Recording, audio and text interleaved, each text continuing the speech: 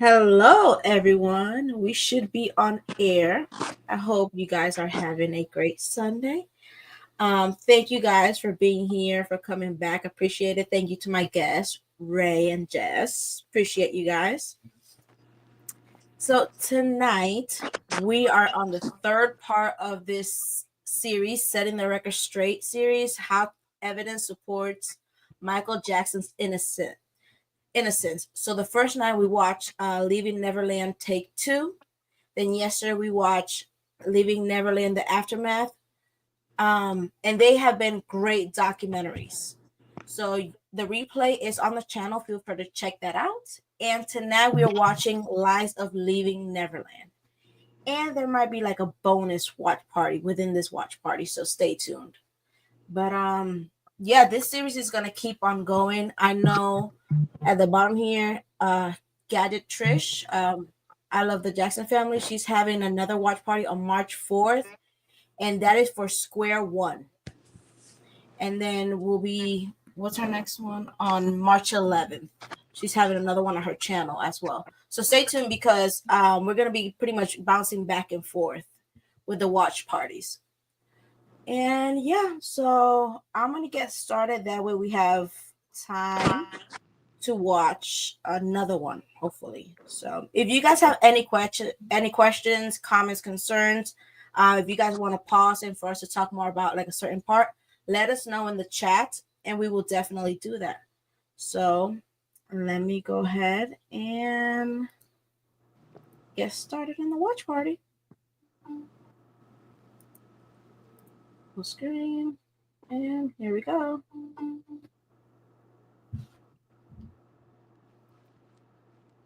We're looking at Exhibit 579. The statement that you wrote was, Michael Jackson changed the world, and more personally, my life forever. He is the reason I dance, the reason I make music, and one of the main reasons I believe in the pure goodness of humankind. He has been a close friend of mine for 20 years. His music, his movement, his personal words of inspiration and encouragement, and his unconditional love will live inside of me forever. I will miss him immeasurably, but I know that he is now at peace and enchanting the heavens with a melody and a moonwalk. I love you, Michael. Is that right? That's what I wrote, yeah. Wade Robson, who met Michael Jackson when he was 5 years old after winning a dance contest in Australia. For decades, he never missed a chance to refer to himself as a close friend of the pop star, someone who was his mentor and largely responsible for Robson's successful career as a dancer, choreographer, and stage director. In this 2016 deposition, never before seen publicly, Robson talks about that glowing tribute he wrote to his longtime friend, Michael Jackson, in the days after the pop superstar died. I love you, Michael. Is that right? That's what I wrote, yeah. But now Wade Robson is singing a different tune. He and another proven liar, James Safechuck, claim they were sexually abused by Michael Jackson as young boys in a one-sided so-called documentary called Leaving Neverland. Everybody wanted to meet Michael or be with Michael. And then he likes you. Critics say Leaving Neverland only has one goal: money. Wade Robson and James Safechuck both swore under oath that Michael Jackson did nothing inappropriate to them. Then, in a failed effort to get rich, they changed their stories to seek a huge, multi-million-dollar monetary payday in lawsuits against Jackson's estate and companies. Their lawsuits against the Jackson estate have been dismissed not once, but twice.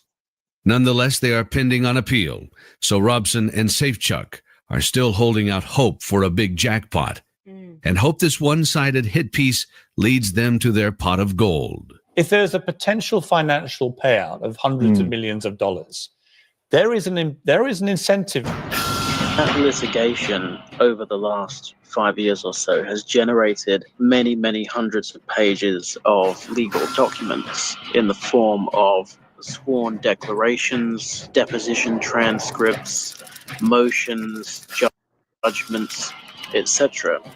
And anybody who's been following the case and following those documents as they've been published will be aware that there are significant problems with these guys' stories. One of them was caught committing perjury in his creditor's claim. So we knew before the film came out that the two protagonists on whose stories it was based had credibility issues. Skeptical media throughout the world are questioning director Dan Reed's agenda in making the film. They see through the litany of one-sided accusations from two known liars who repeatedly spin a salacious drumbeat of alleged sexual abuse, while offering not one shred of evidence or independent corroboration to support their stories. Just two accusers who have admitted lying in the past and changed their stories a number of times. So the entire film rests on their word and nothing else. Your journalism has been heavily criticized because you didn't include the opposing points of views in the film. Was that a conscious decision from the get-go? If you're going to be mentioning Michael Jackson, though, don't you have some obligation to get in touch with the people who have his interests, even though he's not here, obviously? Because you're saying and you're repeating some pretty extraordinary things. Don't you have an obligation to talk to the family, even if you claim this isn't about him? Well, what does the family know about the sexual abuse that happened?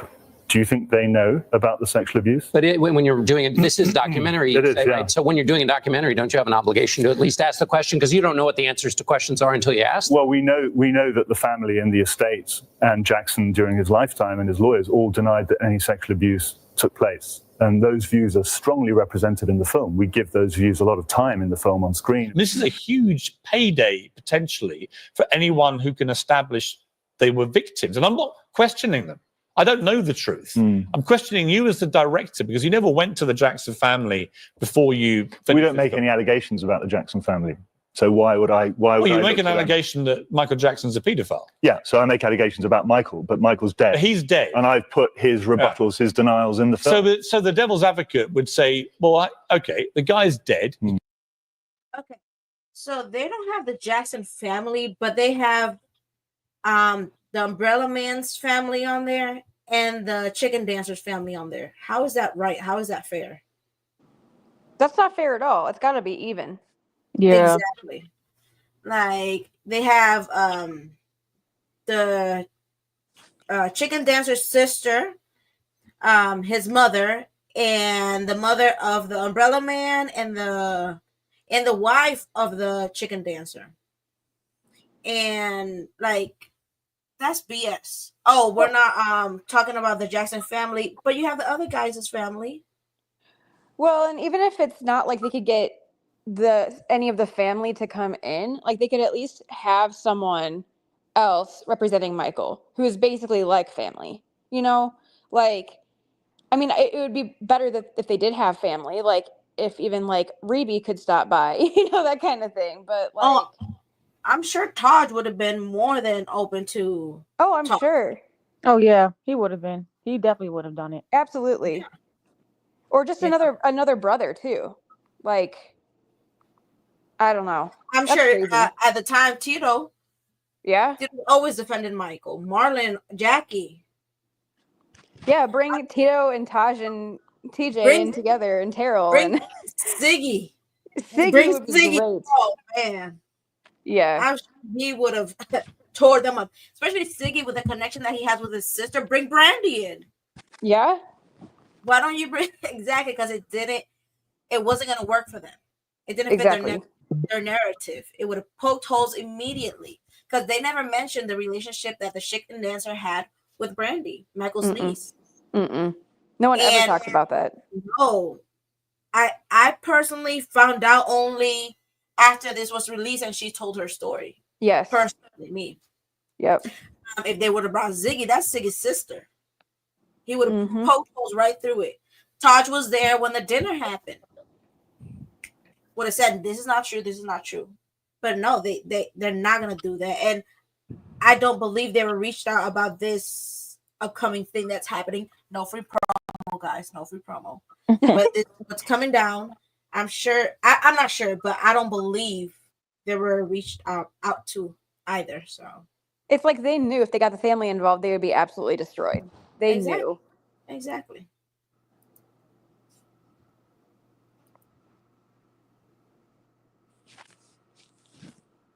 Oh no, not again. I don't think I'm gonna be able to pause, guys. Yeah, because something's going on with the internet. Yeah. Please play. Please play. But yeah, they should have definitely brought a side or gotten a statement from the family or something that they could have plugged in there. Oh no, let's see if I refresh it. What time are we on? 5:16. This happened yesterday too.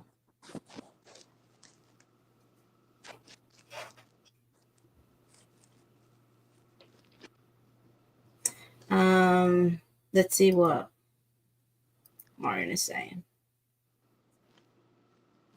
That's the thing. Egghead knew that if he presented the other side of an argument, aka the Jackson, he knew it would blow his entire narrative out of the water. Absolutely. Absolutely would have. Oh no, come on. Guys, send pixie dust. What's going on? Oh, let's see if it's back. But Jess, Ray, you guys have any comments that you'd like to say about Egghead?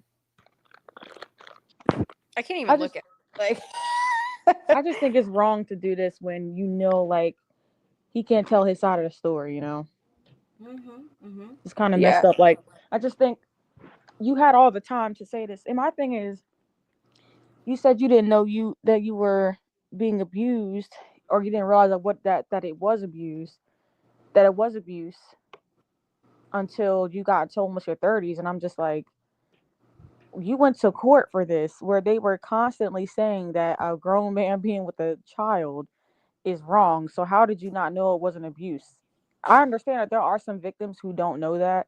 Like, if it's happening to them, they probably don't realize it because it's been so normalized by the abuser. However, he had people to brief him and tell him while he was going through the court cases and stuff when he was younger that this indeed is wrong. So if this was happening to him, it's like you knew it was wrong for the simple fact that you went to court, it was talked about, he was about to go to jail for those accusations. So that's kind of a poor excuse to say you didn't know when you were literally briefed on people telling you, like, if he did this, this is wrong, you can't do that. So if you're sitting there like, even when you get older in like your 20s or like even in your teenage years, you're like, yeah, that did happen, and okay, so it is wrong. It just it's a lot of stuff that don't make sense. Yeah, and even if like he didn't want, if any of them were like afraid of discussing it, or even like just admitting to it in general, or like admitting that it was abuse or anything like that, even like outside of court, but even when they were young, even after they did really actually realize what was going on, if anything was going on, even if that was happening, it's just so convenient that they waited until after the fact, after Michael passed, that they said anything about it, and then used the fact that, oh, I didn't know it was abuse as a way to cover it up. Like, that's Right. not a good excuse. Yeah, because if you didn't know, then it's like, well, I didn't know. It's like, well, you could use that excuse if nobody ever told you. Because I've known people who have gone through that, who have had older people, abuse them in that kind of way, and because it was just normalized as, oh, you're my little girlfriend or boyfriend or whatever, it's like they don't ever think of it as it being wrong, because it's like, I went to school with girls who were 11, 12 years old dating 20-year-olds, and that was a flex, back in the day, like, you got a 20-year-old boyfriend, like, oh my gosh. But then when we got in high school, or even like graduated, and we're like 18, 19 getting into college, we look back like, yo, that was crazy. Like, that was not a flex. That was really crazy. So, and nobody had to tell us. Well, obviously we, growing up, you kind of learn that, but nobody had to tell us that. But when we were that age of those men who were dating those younger girls, it's like, yo, that is wrong. Like, because I wouldn't date no 11-year-old. You know what I mean? Like, Yeah. so the whole excuse of you didn't know. No. I'm sorry. Like, you come into consciousness as like when you get to be a teenager, you start to realize and look back like, wait a minute. And then as soon as you graduate high school, you get into your college years and your brain starts to form a little more.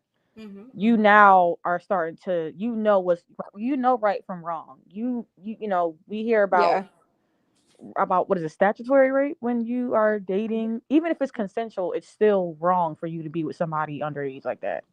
In general. And they had plenty of time to, after they would have realized that it was wrong, between the time that they would have realized that and when Michael passed, to say anything.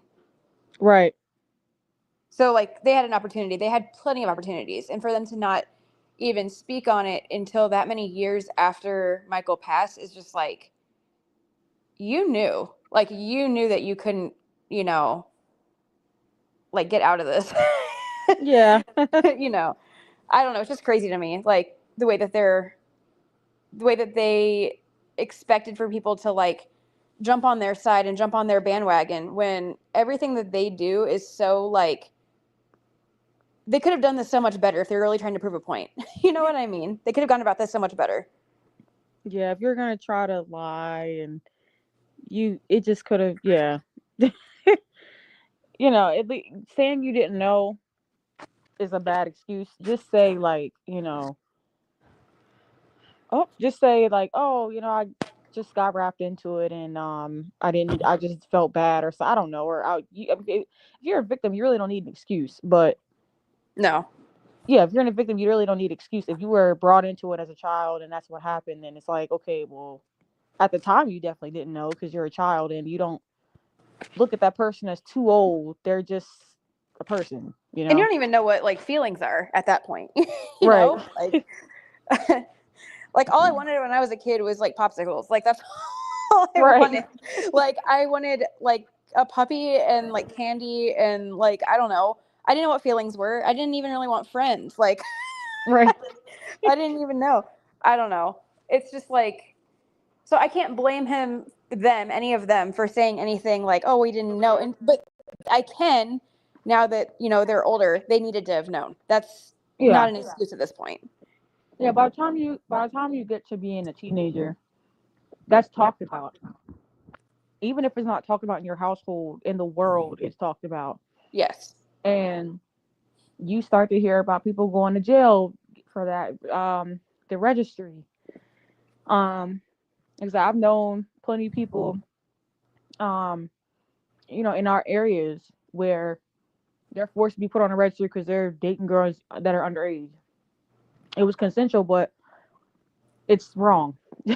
Yeah. Rather, and they're not consenting under the pretense of like, oh, they know. They're just doing it because they don't realize that it's wrong because their brains aren't fully formed in the way for to understand that. And Brenda in chat has a good point too. It's the fact that he said on camera at 11 that he knew what was going on and swore nothing like that ever happened to him. Yeah, that's crazy because there's receipts. Like, he did know what was going on. Exactly. But then they expect us to see right through that when they're adults. I don't know. I don't understand, like, the way that they thought about that whole thing. They could have, like I said, they could have lied better, but they didn't. So that's the whole thing. I'm back. Sorry. Welcome back, Jen. I had to leave my own party.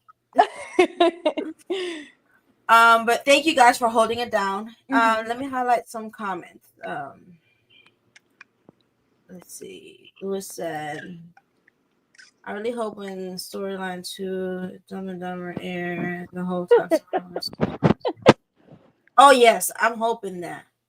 I'm really hoping that. He did really good and talking about, poking holes and how he didn't do this and didn't do that. I was enjoying myself. I'm like, yes, this is what we needed, for somebody to put him in his place and talk to him like we wanted to talk to him. Mm-hmm.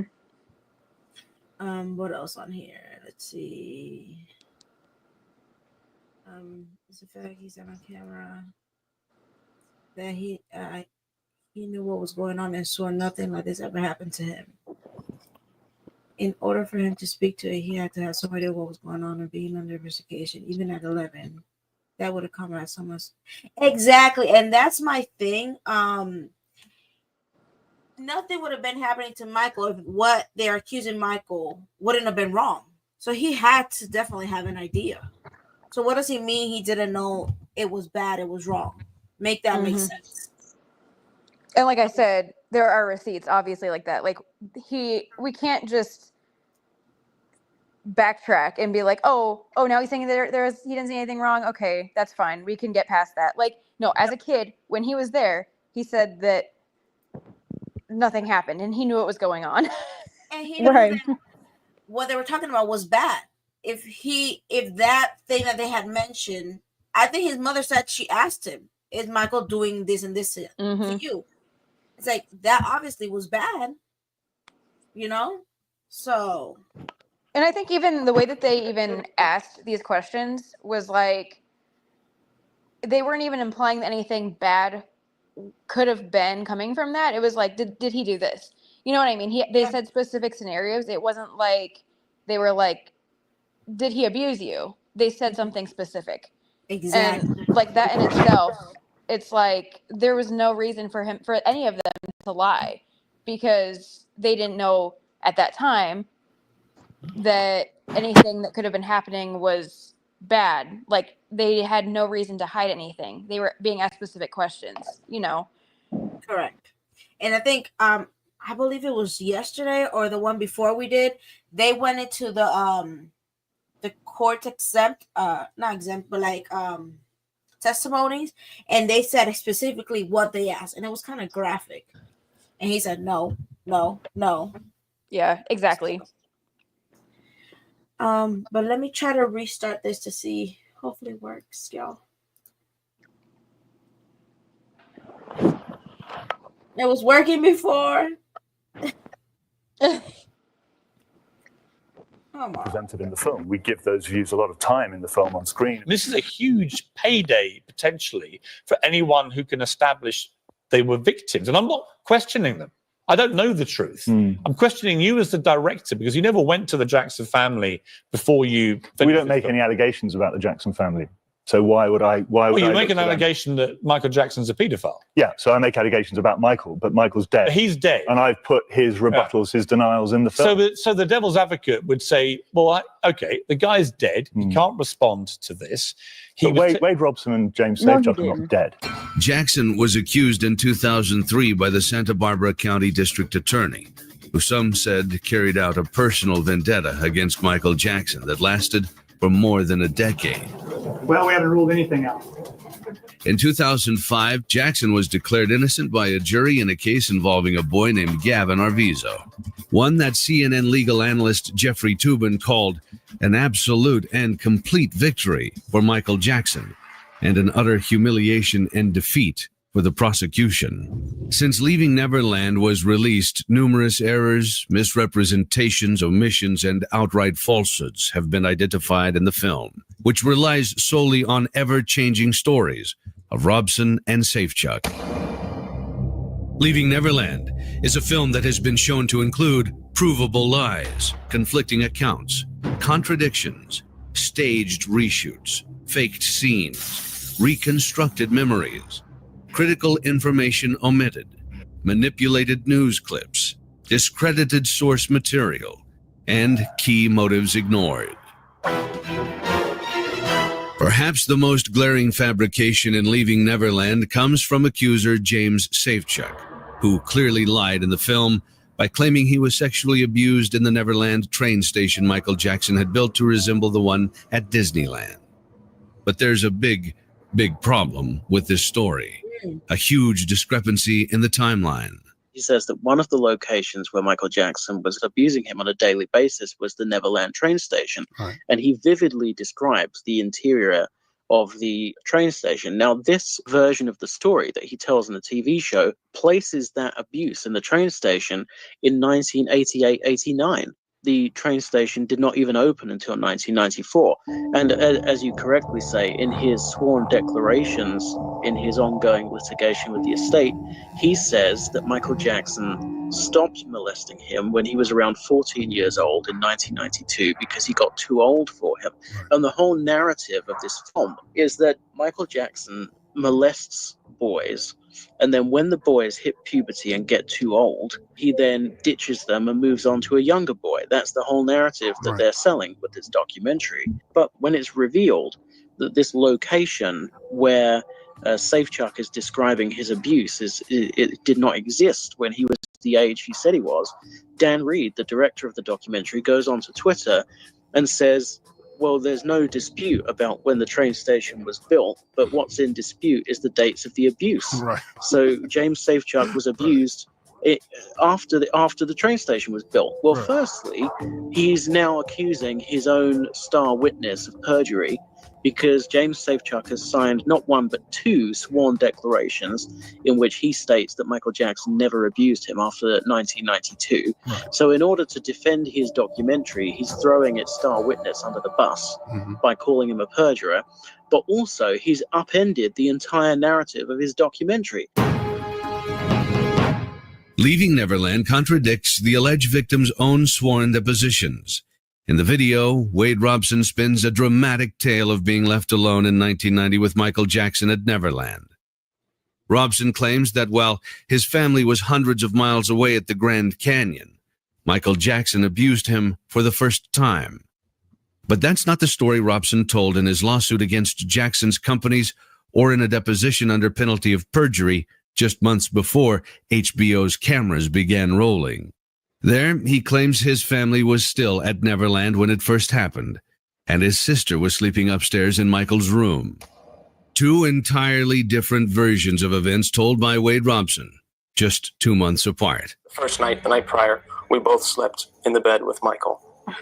And at some point that second night, she said to me, I think we should, you and I should sleep upstairs. I don't know why. I don't know why she said that or why she thought that, but I didn't want to. So then whenever it was bedtime, she went upstairs and Michael and I stayed in the bed downstairs. And I believe at some point that night, the abuse started. So which is it? The version Wade Robson tells in a sworn deposition or his version in Leaving Neverland? If he changes his story in 2 months for the cameras, how can you trust him at all?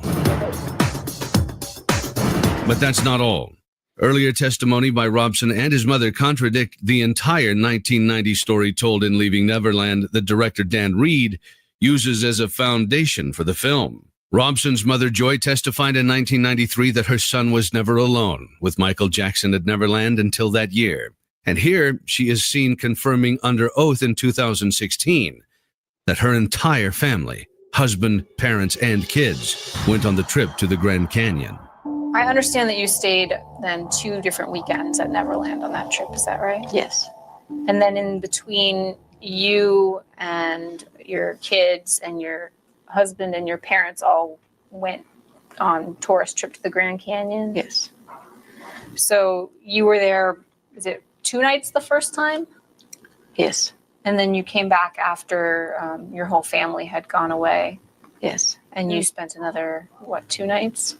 At Neverland, yes. Robson himself testified as an adult that the first time he visited Neverland without his mother was in 1992 or 1993, which means he would not have been alone at Neverland with Michael Jackson in 1990, as Leaving Neverland claims. In other words, Robson and his family over time have told multiple versions of a key story viewers heard in Leaving Neverland. So which is it?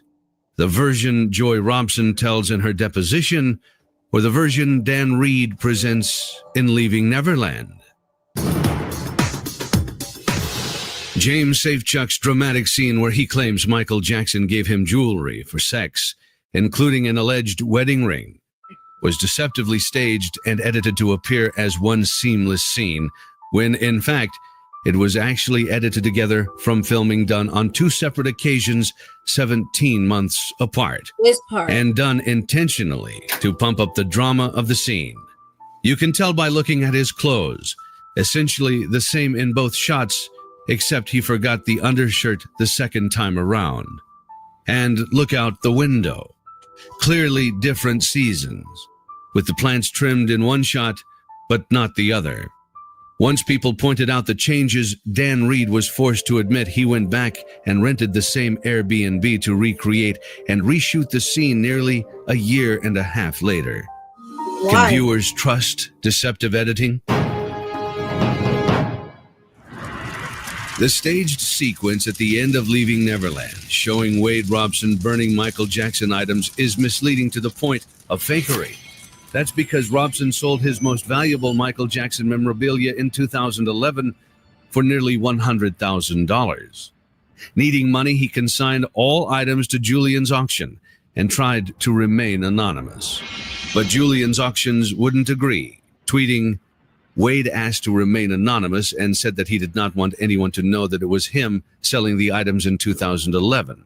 But we did not agree to that and listed it as the Wade Robson collection. He consigned multiple items and wanted us to sell all items of his that had value." Leaving Neverland fails to mention Wade Robson has been looking to make money by shopping for a lucrative book deal, unsuccessfully, about the allegations in the year prior to his lawsuit. Leaving Neverland also fails to mention that when writing it, Robson could recall so few details in 2012 about his story with Michael Jackson, the same details he remembers with such supposed precision in Leaving Neverland, that he had to ask his mother by email to help him fill in the blanks. Did you ever ask your mother for any written materials to help you write your book? I think along the same lines, but maybe I would ask her, of a certain period of time, could you just jot down the bullet points of what you remember? Asking my mother that, of how the details of when we went to the ranch and the first time, and, just how did that unfold, the external details. So have your memories changed as you've gone through that process? They've evolved. What do you mean by evolved? Yeah, I mean, not changed in a sort of black to white sense. Like I thought it was this thing. Well, I mean, they have as far as prior to the healing process, right? Prior to disclosing. But post disclosing the abuse in 2012 and beginning that healing journey, they've evolved as far as I remember more details about scenarios as it goes along. It evolves, details get added to. Wade Robson was one of the witnesses who eagerly testified for Michael Jackson in 2005. Robson had his family claim in Leaving Neverland it was at a Neverland dinner the night before Robson testified in Michael Jackson's 2005 criminal trial that he became convinced that he needed to lie on the stand the next day to save him. Except, according to Jackson family members, that dinner actually took place after Wade testified. He also claims in the film he had to testify because he was subpoenaed. Then you have his constantly changing story about how he came to testify in 2005 for Michael Jackson's defense, beginning with, "I didn't realize I'd been abused," and then morphing into, "Well, I did know I'd been abused, but I didn't want to be responsible for orphaning his children, so I decided to testify in his defense," and then morphing into, "I was threatened and bullied by Michael Jackson and his lawyers." So that story keeps changing. There are massive problems with his story, to the point where you could take any one of those issues I've just listed, and that would be sufficient grounds on which to say, this guy has problems with his story. You cannot believe it beyond a reasonable doubt. But when you add it all together, I mean, it's catastrophically damaging. Jackson's attorney, Tom Mesereau, who says he doesn't believe Michael Jackson was a molester for 5 seconds, said Robson never wavered during the trial and how adamant he was that Michael was innocent. he was very, very strong in his defense of Michael Jackson. He told me in no uncertain terms he had not been molested, he had not been abused, and that these claims were ridiculous. I mean, this man was so strongly supportive of Michael Jackson, so powerful in his defense of Michael Jackson, that it just shocks me that he's changed his story in recent years. I just can't get over it. Mesereau also says Wade Robson's claim in Leaving Neverland that he was subpoenaed and forced to testify in the 2005 trial is simply not true. So does defense investigator Scott Ross. As far as making anybody testify, I would love for Wade Robson to show me the subpoena he never got. When pressed in a deposition, Robson could not provide any specifics about his alleged subpoena. Do you recall being subpoenaed for the criminal testimony in 2005? I do. Do you recall where you were when you were subpoenaed? Lies. I don't. Do you recall if you were with anyone when you were subpoenaed? I don't remember how I got the subpoena. This is a transcript of your testimony from the 2005 criminal trial, correct?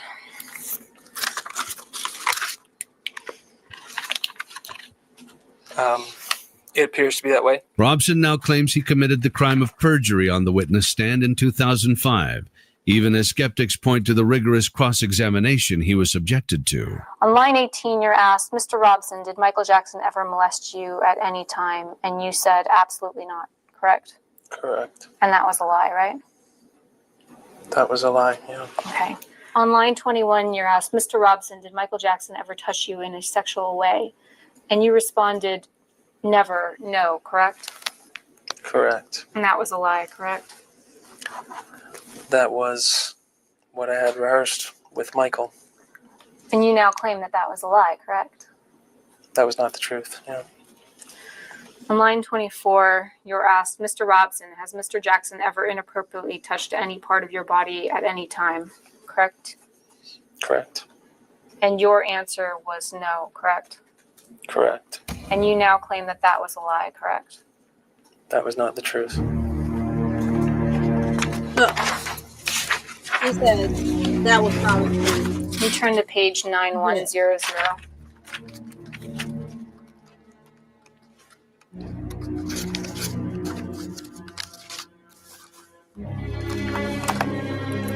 On line 14, you were asked, and at no time has any sexual contact ever occurred between you and Mr. Jackson, right? Do you see that? Yes. And your answer was never, correct? Yes. And you now claim that that was a lie, correct? That was not the truth. See, he doesn't say that was a lie. He said this is the truth. Start with your He strongest doesn't witness. admit that he lied. In our case, that was Wade Robson. Wade Robson had to get through 3 seasoned, experienced, intelligent attorneys. How is it that when those 3 attorneys, this was not a surprise attack, those 3 attorneys were very seasoned, experienced, 3 attorneys with cross-examination history under their belt, prosecutors, got together the night before, prepared their attack. How are they not able to break Wade Robson? If you're trying to hide the truth, you're going to waver, you're going to do whatever. And James Safechuck's claim in Leaving Neverland that Jackson pressured him to testify during the trial is provably false because he was eliminated as a witness by the judge well before the trial even began.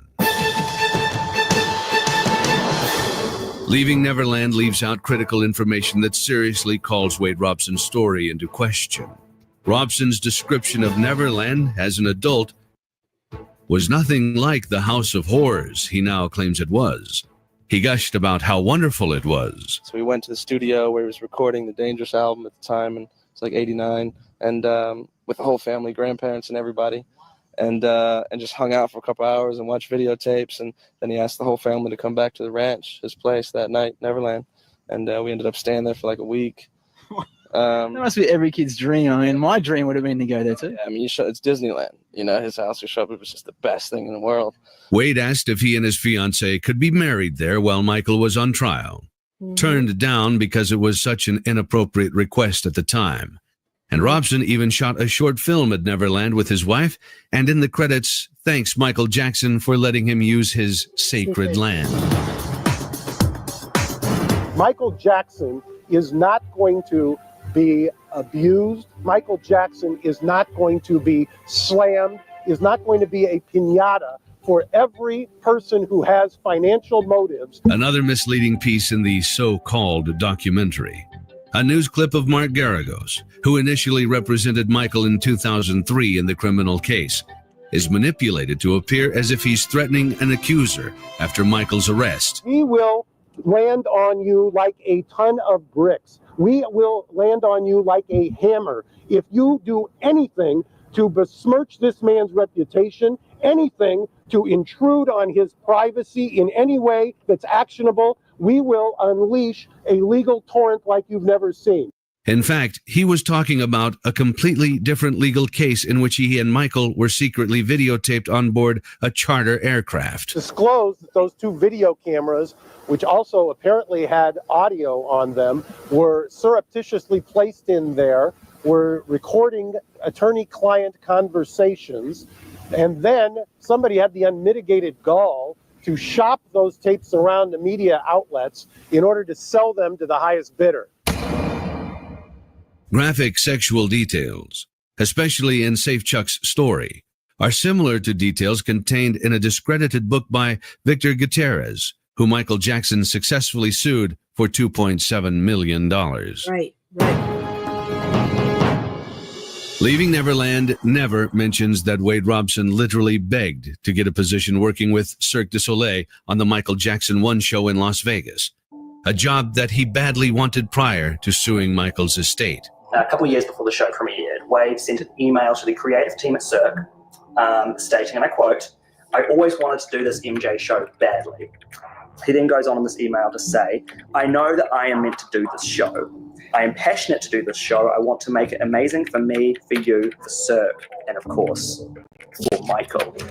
The gig ended up going to Jamie King. Yes. So obviously he didn't get the gig. Even so, in July of 2011, Wade Robson did an interview stating he was starting work on the show. I'm starting on Cirque du Soleil Michael Jackson show, which is exciting and terrifying all at the same time because it's such a huge responsibility. Wade's changed his story about 4 different times.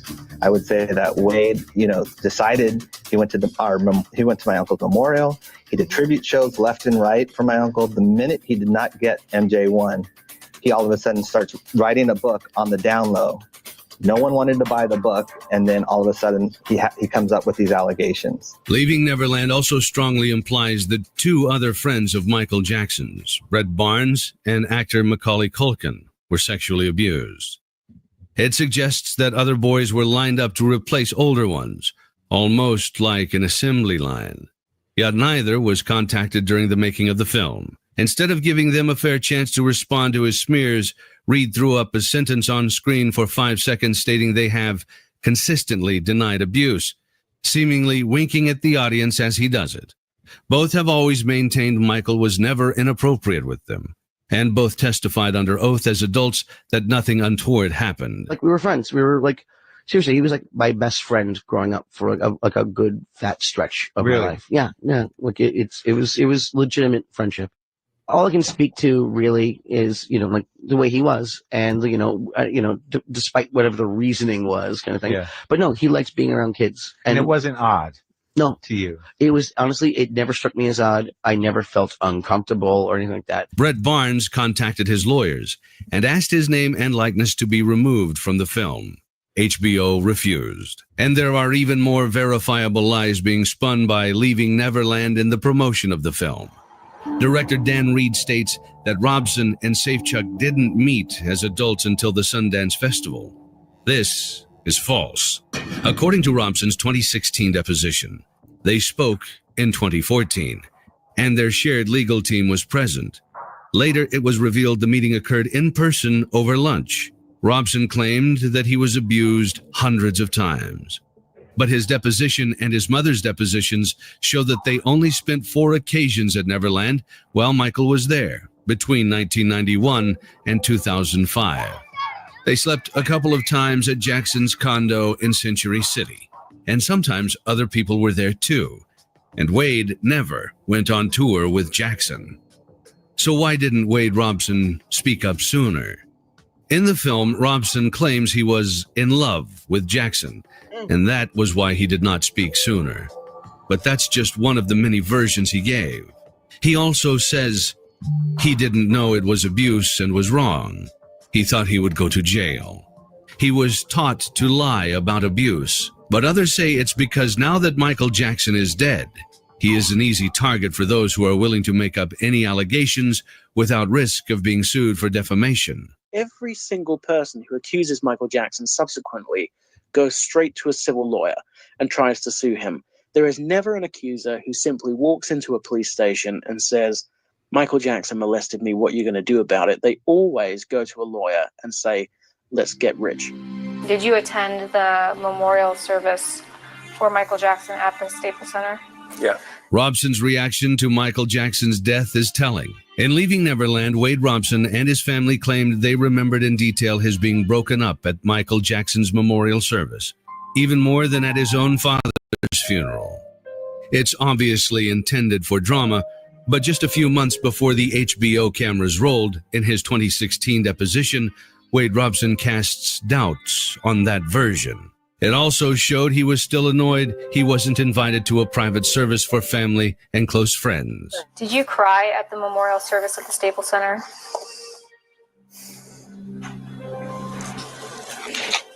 I might have. I don't remember. Were you invited to the private memorial? I don't believe so. Were you upset that you were not invited to the private memorial? Yeah, I was hurt. There you go. What? Another one. Another one. Because at that point, I still thought that that Michael and I were close friends for a very long time, had a long relationship, that that I would have been included in something like that. Actually, he was so eager to exploit his friend's death, he reached out to producers of the primetime show So You Think You Can Dance less than 24 hours after Jackson died to make sure they knew he was available in case the show was planning a tribute. This is an email that you wrote to Jeff Thacker on June 26, 2009, correct?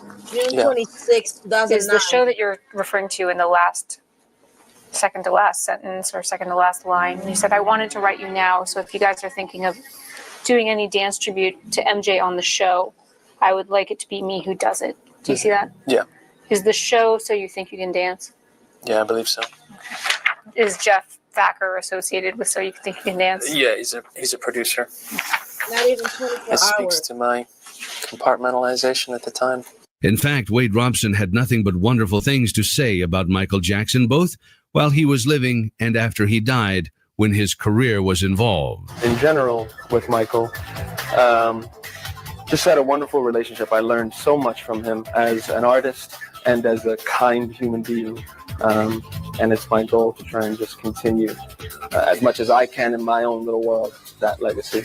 We talk so much about him as the pop legend, which is important, but it's nice to really remember that he was a man, that he was a father. And that's what it's really about, is the father and his children. And he's a wonderful dad. Are you still friendly with Michael? Yeah, we still talk every couple months, catch up. You do, really? Well, what's he like? What's he like? He's a good guy. Is he a good guy? Even after Michael's death, Wade Robson had nothing but praise to offer, including these interviews prior to the emotional 2009 MTV Music Video Awards tribute to Michael Jackson, starring Michael's sister Janet, in which Wade performed as one of her dancers. It's a huge connection between Michael Jackson and MTV and really starting this real music video generation on MTV. And Michael was really the king of that.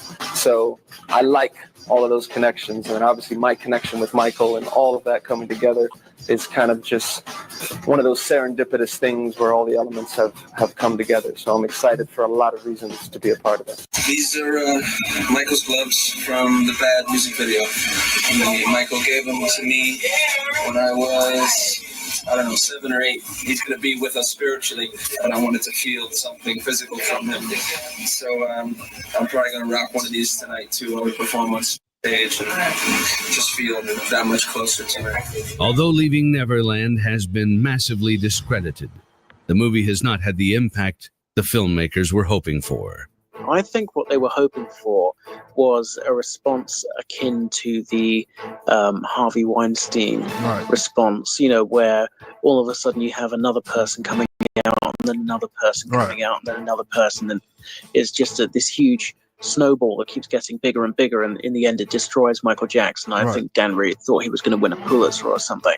But in fact, it's just been a complete catastrophe for them, because it's not had anything like the impact that they thought it would. There's been like a handful of radio stations in the whole world who've actually banned the music, and but like 99.9% are still playing it. And in the meantime, the documentary has been completely discredited online. It's not done anything like the numbers, I think, that they thought it would.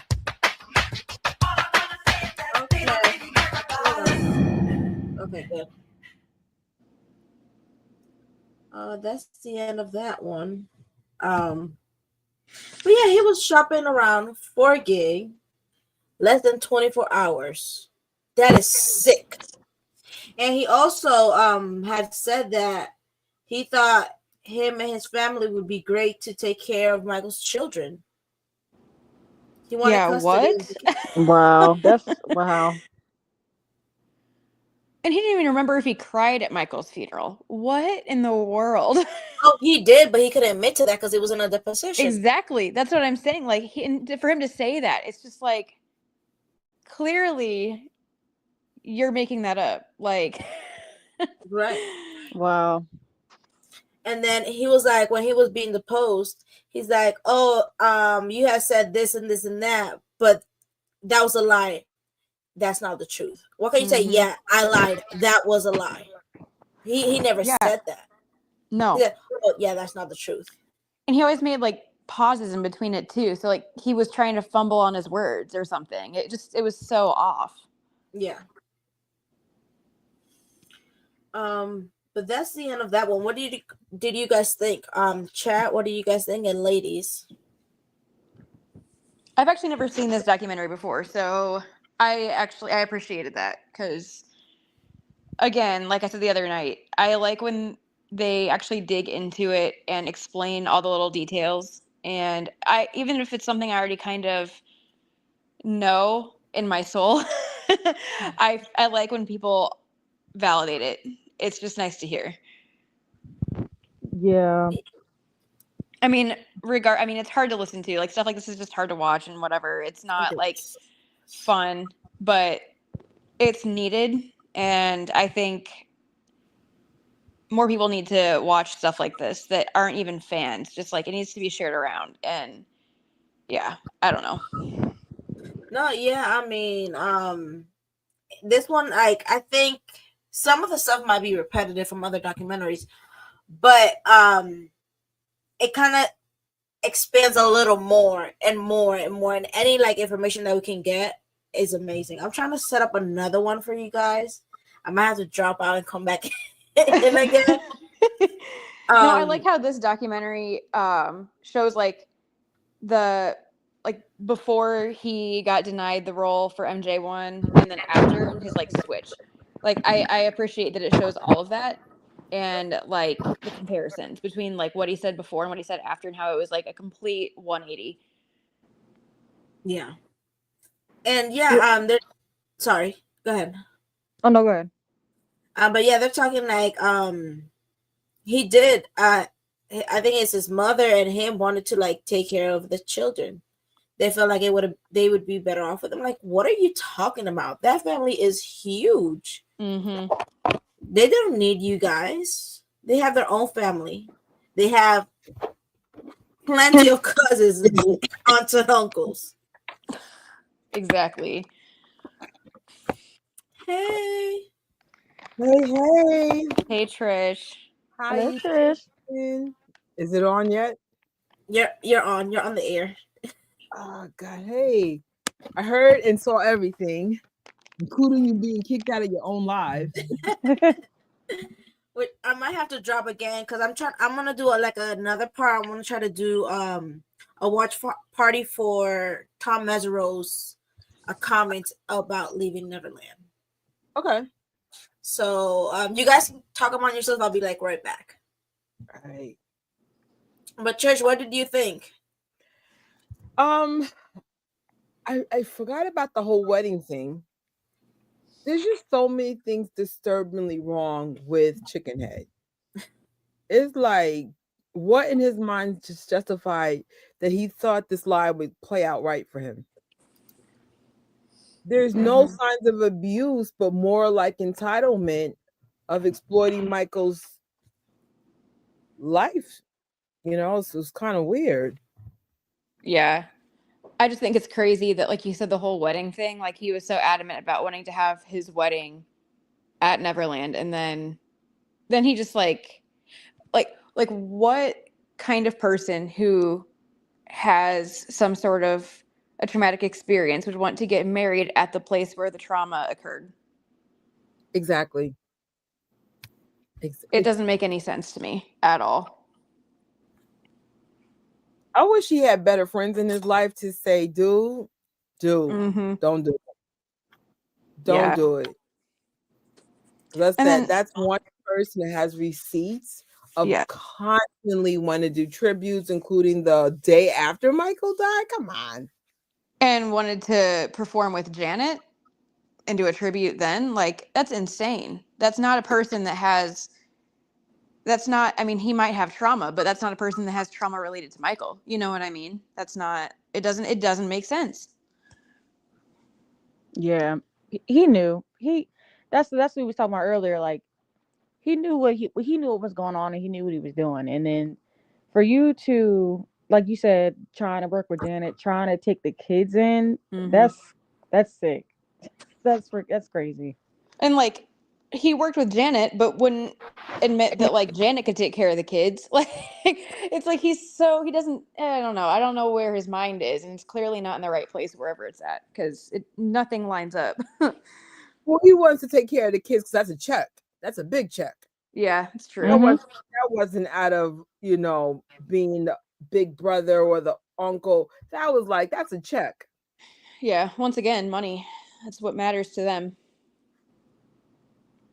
I mean, they picked Michael over their own father.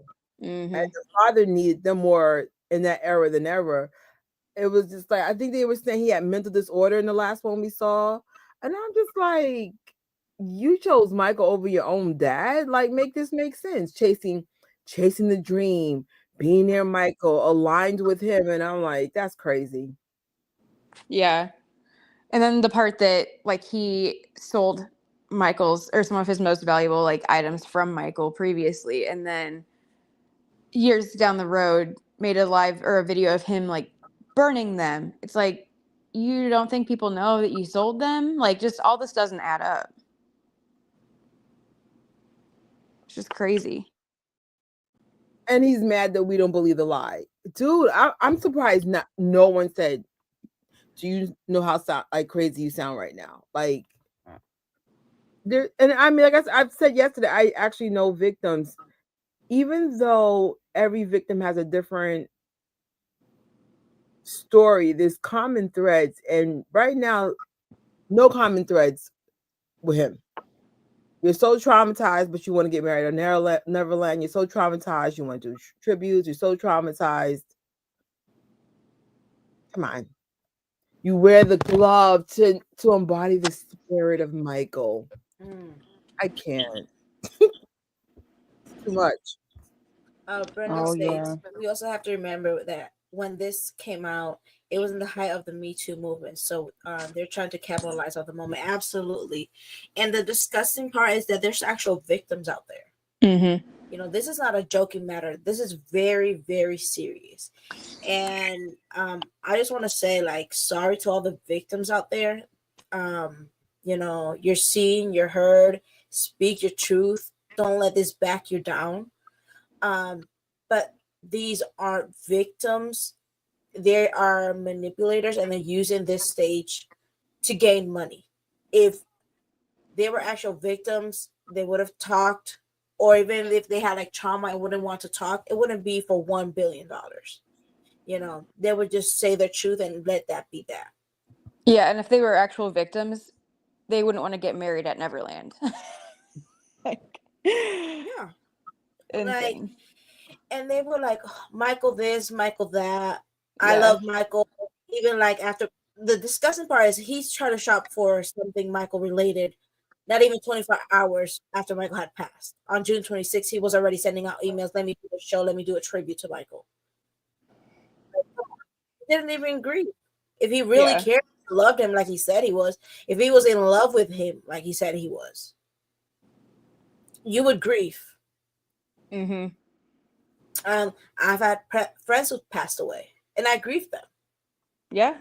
Sometimes it's hard. Like I had coworkers, and it's hard to still look at their desk till this day, and they have passed away 2 years ago. Mm-hmm. That still grieve them. So he's like, "Oh yeah, I want to do this. I want to do that." Come on now. He's full of crap. He is. He remembers when the times he had at the Neverland Ranch. Like, you know, I also pick up there's a lot of jealousy of Michael, because it's like I can't imagine going to a place like Neverland and then you're wondering, well, why don't we live like that? Mm-hmm. Yeah. But people don't understand Michael had so much because he lost so much. He lost childhood, privacy, just regular everyday activities, like things that I'd rather be me in customer service than to be Michael Jackson. It's just, what's the point of having a big home if you can't enjoy it? If everybody that is your friends will turn you the minute you don't do what they want. It's just like, this ain't living. Right.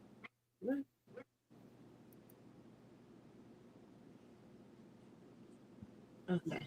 I'm gonna start the second one. Let's see if hopefully we'll play.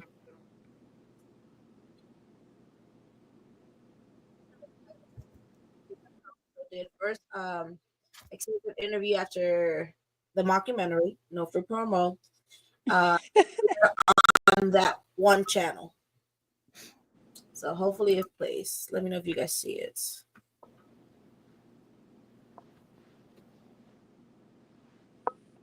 It was just playing like 2 seconds ago.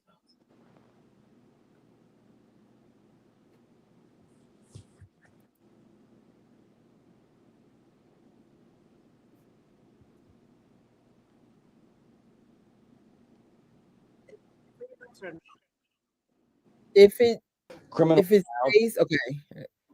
talk about the Leaving Neverland movie on HBO. Tom, thanks so much for joining us. Well, thanks for inviting me. Always a pleasure. It's always great to talk to you. And one of the things I want to talk about first is there's this notion that Dan Reed, the director of Leaving Neverland, has put out there. That there's this Jackson machine ready to destroy anyone who dares to question the narrative of this film. And I laugh at that because you and I have been in touch for quite a while. And I know that if there was a Jackson machine, you would have been paid to be on every television show possible as soon as this movie came out, but you were actually on trial yourself and unable to immediately respond. Is that an accurate? Well, I wasn't on trial. I was in a trial. You're in a trial. Well, good clarification. I was defending someone, right? Which is my profession. That's what I do. Look, Michael Jackson was at one point the most famous person on the planet. He was incomparable in terms of his talent, his influence on music, on dance, on choreography. He has millions of fans all over the world. He has a very lucrative estate that the lawyers for the estate have built up, and he has many supporters. But, you know, we live in the era of Me Too. We live in the era of media doing what media wants. And the idea that somebody is controlling the media about Michael Jackson is utterly ridiculous. I mean, when I walked into his defense in 2004, what I saw was so disturbing to me. And that was that the worldwide media had condemned him. They were attacking him. They had already convicted him. They tried to convict him during the trial with their coverage. They tried to convict him during jury deliberations when major networks were showing the jail cells they thought he was going to go to and that kind of thing. So anyone who tells me that the pro-Jackson forces control the world media when it comes to Michael Jackson it's laughable. It's ridiculous. And it is. And part of that narrative, though, of course, what I'm trying to set straight is You're not being paid to do interviews on behalf of the Jackson estate. You're not held on retainer by them. You're doing this because you believe in the truth. Yes, and I believe in the experience that I had with one of the accusers. I interviewed Wade Robson for hours before he testified. I interviewed his mother and daughter before they testified. I called all three as witnesses. They were among the most powerful witnesses in support of Michael Jackson. Mr. Robson was a very articulate, likable, intelligent, seemed like a nice person. He was adamant that Michael Jackson had never done anything improper towards him at any time. The mother and sister backed him up. They had traveled with Wade and Michael Jackson. They had slept in Michael Jackson's bed. They said nothing improper ever happened. And they were so strongly in favor of Michael Jackson and so strongly against the prosecution of Michael Jackson that I made them all star witnesses for the defense. So I interviewed them. I chatted with them at length. Then I called them as witnesses. They testified under oath. I only know my portion of this, and that is that these people were adamant that nothing improper had ever happened. Well, let's take a closer look at that, because to believe the narrative in Leaving Neverland, especially with regard to Wade Robson, you have to believe that you, Tom Mesereau, are a moron, essentially, because you took a guy who had been abused for 7 years by your client and made him and his family the centerpiece of your defense. Are you not personally offended by that? Well, it was more than that. You know, I had to think long and hard about whether we needed to put on a defense case at all. You know, in American criminal courtrooms, the prosecution must prove their case beyond any reasonable doubt. And that means they must prove every element of a charged offense beyond any reasonable doubt. I had so many effective cross-examinations during the prosecution's case that I had to think long and hard about whether we needed to put on a defense. We could have rested right there and not called a single witness. But I concluded that we would probably have gotten a hung jury at that point, that we had to tell our own story. And we needed our own witnesses in support of Michael, and we had a lot of them that were very powerful witnesses. So I elected to put on a defense. When a defense lawyer in a criminal case elects to put on a defense, you typically want to start strong and end strong. And I started with a very strong witness, Wade Robson. I ended with also a very strong witness, Chris Tucker. And I wouldn't have called this person as my first witness if I hadn't felt he was really strong and would start off the defense case in a very compelling manner. And he did. He testified emphatically that he had not been abused, improperly touched in any way. He was subjected to a very strong, powerful cross-examination by Ron Zonin, an excellent prosecutor for the Santa Barbara County District Attorney's Office. He withstood that cross-examination. His mother and sister were in a similar position. I called them early in the defense case. They were powerful witnesses for Michael Jackson, powerful in their statements that nothing improper had happened as far as they knew, and they all were subjected to cross-examination. So I started our defense case very strong with one of the most powerful witnesses I had seen in favor of Michael Jackson, and that was Mr. Wade Robson. And what you just said there is really important, because the whole essence of Wade Robson's current story in Leaving Neverland is that he's not claiming repressed memories suddenly hit him in his 30s, that he was abused by Michael Jackson. He's claiming that he didn't understand what had happened was quote unquote sexual abuse. But that's not what he was asked at trial. He wasn't asked just, hey, did anything bad ever happen with you and Michael? He was asked very specific questions about physical acts, which he very strongly declared did not happen, correct? Absolutely. He was very, very powerful in his testimony that nothing, directly or indirectly, that's improper had ever happened to him. He wasn't improperly touched. He wasn't improperly fondled. He wasn't improperly molested. We went through all of this in direct examination, and he was subjected to a powerful cross-examination. And he was a stalwart witness in support of Michael Jackson's innocence. He was one of the strongest I heard. That's why I called him first. And in making that decision, I'm assuming something here, and I'm sure you'll correct me if I'm wrong. I'm assuming you would consult your client, Michael Jackson, about his experiences with Wade and whether or not he thought it was a good idea to put Wade on the stand. Did that happen? I mean, obviously, I don't want to go into privileged information, but obviously Michael Jackson knew Wade was going to be my first witness. I obviously told him about that, and he had no problem with that at all. I mean, Wade was a strong, powerful supporter of Michael Jackson and maintained that he had been to Neverland, he had associated with Michael, he had traveled with Michael, and nothing improper had ever happened at any time. He was so strong. I mean, I made him our first witness for a reason. But just to further clarify that, the narrative in Leaving Neverland is Michael Jackson is a criminal mastermind. And I look at that and wait, hold on a second. If a criminal, you can't have him be a criminal mastermind and also have him allow you to put a guy he abused for 7 years on the stand first, right? I mean, those are contradictory narratives, are they not? That would be a version of insanity, and that's not what I did. Right. I was there to win. I was there to win for an innocent person, and the jury saw it our way for many, many reasons. Now, continuing with Wade's claim that what his testimony was about, I don't even know if you're aware, but in both of his lawsuit and in Leaving Neverland, Wade specifically claims he received a subpoena to testify in the 2005 trial, as if he did so against his own wishes, like he was forced to testify. Does that shock you to hear that allegation by Wade Robson? It does shock me. Now, typically in a criminal case, if we need a witness, we will typically ask the witness, do you want a subpoena or not? Some people do because they have employment responsibilities. They want to be able to tell their employer, I have a subpoena, I have to testify. And very often they don't need a subpoena. And my understanding of Wade Robson was he didn't need a subpoena at all. He and his mother and sister all came to Neverland ready to voluntarily support Michael Jackson in and outside the courtroom. Exactly. And that's what they did. So the best of your knowledge, then, Wade is not telling the truth when he claims to have gotten a subpoena to testify. I don't recall whether anyone handed him a subpoena or not. What I do know is he didn't require one because he was willing to help Michael Jackson at all times. He was willing to be there when needed.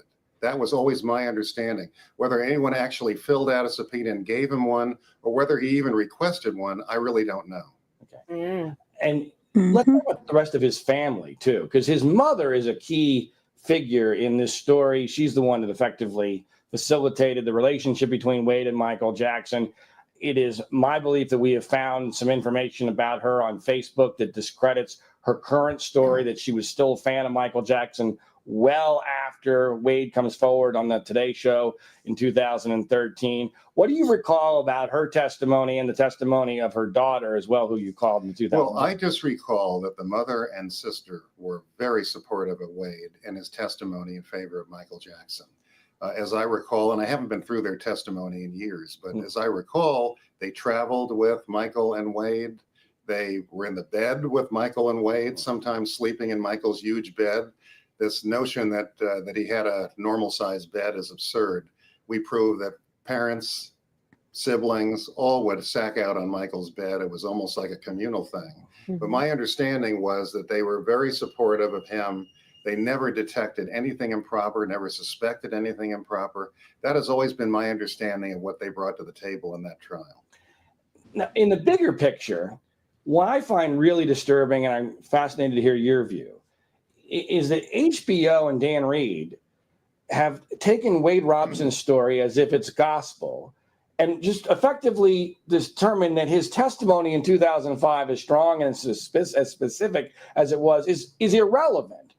As a lawyer, not just the lawyer of this case, but a lawyer in general who reveres the law and the standards of testimony and under oath and perjury, I find that incredibly insulting and dangerous to the entire system, that once you make your declaration in the public under oath in a criminal trial of that magnitude, you can't go back and change your story. Well, remember, one of the top sex crimes prosecutors in America, Ron Zonin, and I've never faced a better prosecutor than him. He was really just a passionate, skilled, experienced, determined prosecutor. He subjected Wade Robson to withering cross-examination. And this man knew how to question a sex crimes witness. And he could not shake Wade Robson. Wade Robson stood his ground. maintained his story under all sorts of pressure, and was also adamant, always adamant, that Michael Jackson never improperly touched him. But isn't it, Tom, dangerous that the media and a major media outlet like HBO and this film, which is being seen worldwide, is just pretending as if adult testimony under oath doesn't matter? Like you can go back on that. That to me, at what point do we reach chaos if that's going to be accepted?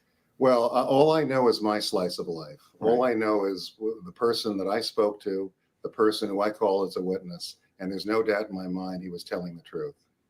It just seems to me, though, that if we accept the notion that your past testimonies, I mean, and as a defense lawyer, you know, if someone in before the current era we're living in, if you had someone who testified to something directly contradictory to what they're currently saying, that's game, set, match. That's the ball game, right? Well, I mean, again, people will change their stories for various reasons, and they will come up with reasons to justify it. I mean, human beings have a great ability to justify to themselves whatever kind of behavior they want. But all I know is I spoke to him for hours. He testified on the stand. It was the most watched trial of my lifetime. You had more accredited media from around the world than O.J. Simpson and Scott Peterson combined. Wow. And he was in the spotlight in that courtroom and subjected to withering, persistent, skilled, professional, experienced cross-examination. And he was adamant that Michael Jackson had not improperly treated him. And he was an adult who was very well versed in what sex was, had been in numerous high-profile romantic relationships. This was not a naive guy. No, this was someone, in my opinion, very intelligent, very articulate, very perceptive, seemed very likable, and didn't look to me like he was making anything up. Now let's turn to James Safechuck.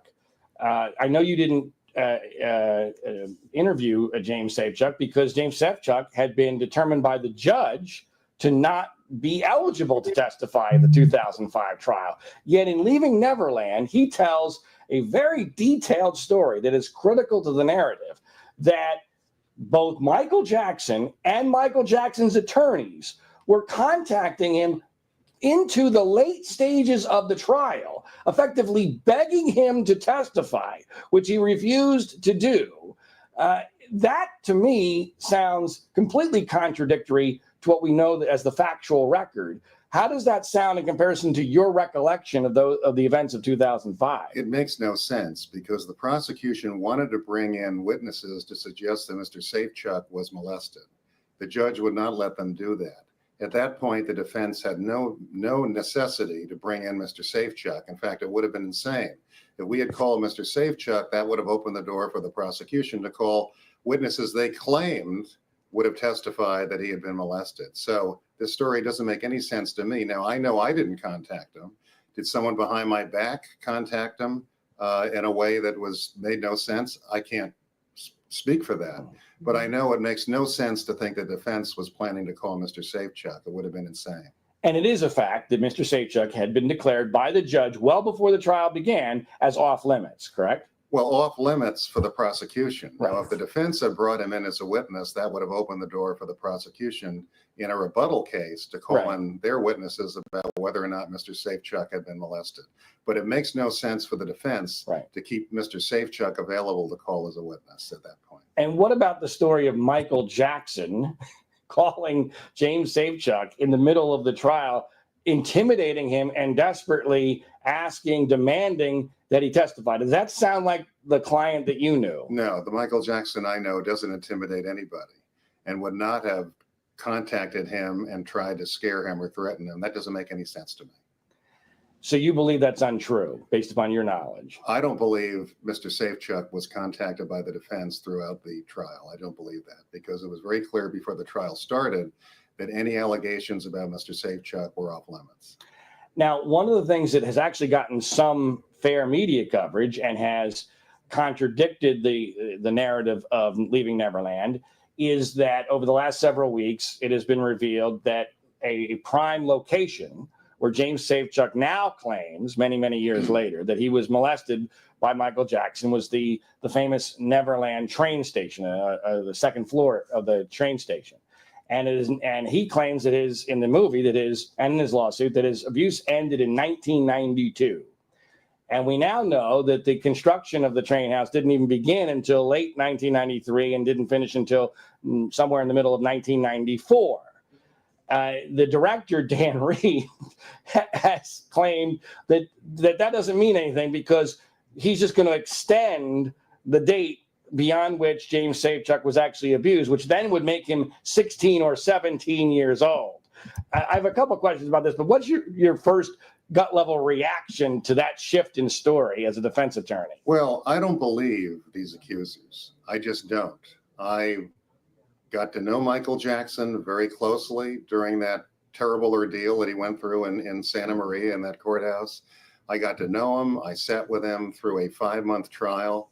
I saw him reacting to some of the most horrific allegations you could have. I mean, people forget just how awful these allegations were. He was being accused of masterminding a criminal conspiracy to commit extortion, to abduct children, to falsely imprison a family.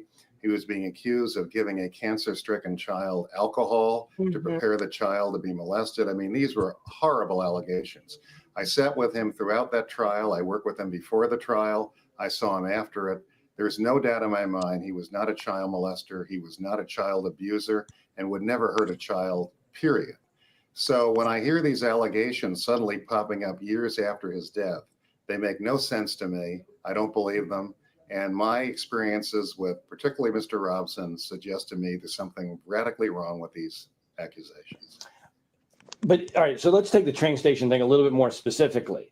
If this were to go to a traditional trial, what would you, Tom Mesereau, as a very experienced and esteemed defense attorney, what would you do with that kind of a shift in story that doesn't just change something that's minor? You know, Oprah Winfrey tried to pretend that this was a minor mismemory. This totally changes the timeline. It changes when he was abused, how old he was. Supposedly, Michael Jackson stopped being interested in these boys when they hit puberty, but now James Safechuck is a very old, mature, and tall 16, 17-year-old. What would you do if you were cross-examining James Safechuck in a situation it would like be a defense lawyer's dream. I don't know if you remember during the Michael Jackson criminal trial, one of the accusers said that he had been shown a particular magazine as a grooming process. And we proved that the magazine had been published long after this person left Neverland. Evidence like that can be devastating. If Mr. Safechuck said he was molested in that train station and the station hadn't even been built, that could be devastating evidence for a jury to judge credibility. Exactly. Now, I know you're not involved in any of these cases directly, but what do you make of what the estate is doing in trying to come to a way to adjudicate these claims? Obviously, with Michael Jackson dead, there's no such thing as defamation against a dead person. What is your evaluation of what the options are and how the estate is proceeding legally to try to clear Michael Jackson's name here? Well, I'm not involved in any of the civil suits by Mr. Robson or Mr. Safechuck. I have not participated in any of the court hearings. I've not reviewed any of the documents. I wasn't present for any depositions. I don't know what people have said or not said in the course of the lawsuit, so I can't really speak directly on that issue. My perception at a distance is that the estate is being very, very aggressive and very effective in trying to protect the name and the likeness and the image and the reputation of Michael Jackson. I'm actually very impressed with the aggressive approach they've taken, and I hope they continue it because these accusations are scurrilous. I've not seen the film Leaving Neverland. My understanding is they don't ever talk to anyone on the other side. They basically accept Mr. Robson and Mr. Safechuck's accusations. And remember, we're talking years after accusations like this were made. We're talking about people who would have had plenty of time to look at the details very closely of what accusations other people have made.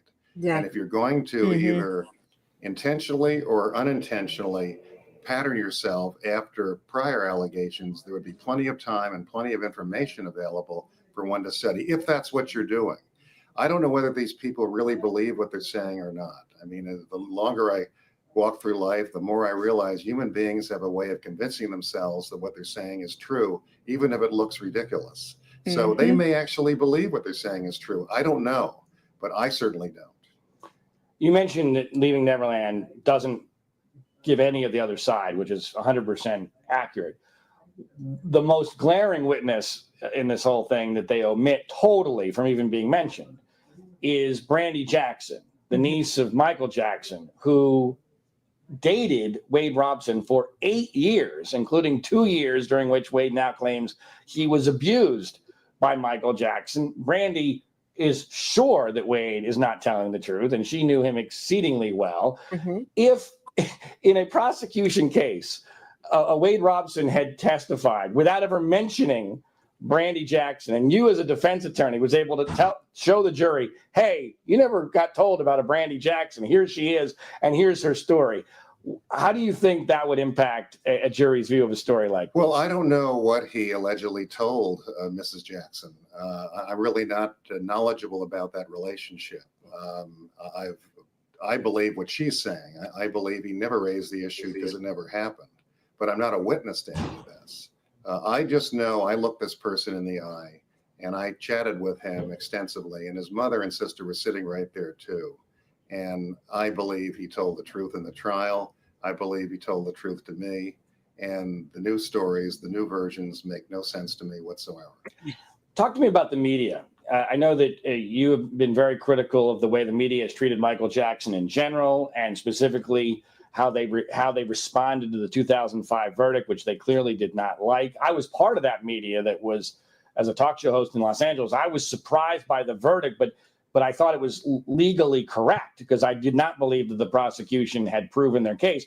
At that point, I was still naive about the facts, all of this, and I thought, well, there must be something there for them to go this far. Now, I've totally changed my mind after getting to know you and researching this after Leaving Neverland. But what is your evaluation of the media just deciding to blindly accept ridiculous allegations that are contradicted by voluminous evidence simply because it fits a narrative that they like? Well, the media is a business. They're in the business of generating revenue and getting ratings. And that's their number one priority. Their number one priority is not justice or fairness. It's shock value, it's controversy, it's colorful experience. The media wants what business requires, and you can't keep that out of your mind, because if you think they're out for fairness or justice, you're naive. Yes. I remember after the Jackson acquittals, I had lunch with Berry Gordy, the founder of Motown, and his family. And he said to me, do you realize you cost the worldwide media billions of dollars when you acquitted them? Because he said the final chapter had to be a conviction. Yeah. Where they hauled him off to jail, where they brought him back for hearings, dressed in an orange jumpsuit and chains, without makeup, without his normal apparel, leading up to perhaps one of the biggest sentencings in American history. Yeah. This is what the media wanted, and they were denied that when the jury said not guilty 14 Exactly. times. 14 times. I will forever be scarred by that experience. I remember, when we walked into the courtroom, sat at counsel table, I looked around and I saw all these reporters with big smiles on their faces and a big gleam in their eye. They were so excited by what was going to happen that day. And after the last not guilty, I hugged Michael Jackson and looked, and I could see the disappointment in their faces. The story was over. Wow. The final chapter could not be written the way they wanted it to be. And business had suffered because of that. They had to abandon Santa Maria. They had to walk on to some other subject. And it was very disappointing to them. Justice is not their goal. Ratings and revenue are what they want. Amen to that. Okay, so one more big picture question here. That happened in 2005. We're now in 2019. In between, the cultural rules, largely because of the news media, have dramatically shifted, mostly because of the so-called Me Too movement. I'm curious, in general, and then also in specific with regard to Michael Jackson's case, how impactful has the rules being changed because of Me Too been on how these kinds of cases are evaluated in general? And specifically, do you think you could have gotten an acquittal in 2019 under the same circumstances with Michael Jackson today that you did in 2005? Well, if you're talking about Michael Jackson, you have to remember how vicious the media was in 2005. I mean, the media worldwide were at best mocking Michael Jackson, at worst calling him one of the world's greatest villains. And the media had already convicted him. The media had already tried him and found him guilty. And the media onslaught to see him go to prison was so effort. I mean, it was, I don't know how to explain it. It never ended. It was 24-hour cycle. Do I think it would have been harder to acquit him now? I actually don't, because the media pressure then was so bad. I don't think it could have been worse. During the week of jury deliberations, major networks were showing the jail cell he was going to go to. They were talking about what food he would eat, what schedule he would keep, whether he would be on suicide watch. All of it was designed to influence the jury to get a conviction. So in Michael Jackson's case, I don't think it could have been worse. But in terms of other people accused, it's a very, very troubling environment, because Me Too has a lot of good elements to it. I think to flesh out sexual harassment or worse, sexual assault, the way it's being done, to some extent is very appropriate. The problem is that emotion is now substituting for due process. And if you're accused, before you have the ability to even speak up on your behalf, and before the rules even kick in to give you a fair hearing, you are condemned, you are fired, you are vilified. There's something wrong with that. We've had other movements in American history where emotion and passion replaced due process, replaced fairness. And I'm talking about the Salem witch trials. I'm talking about the anti-communist movement. I'm talking about rounding up Japanese on the eve of World War II.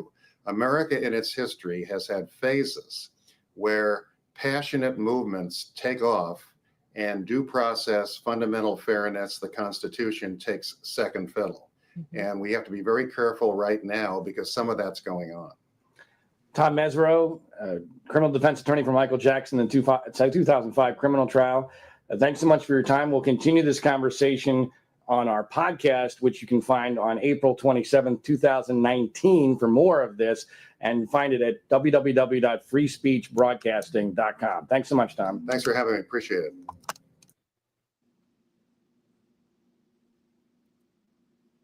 All right, and we're back. Have you guys seen that before? No, that's my No, first I time haven't. seeing it.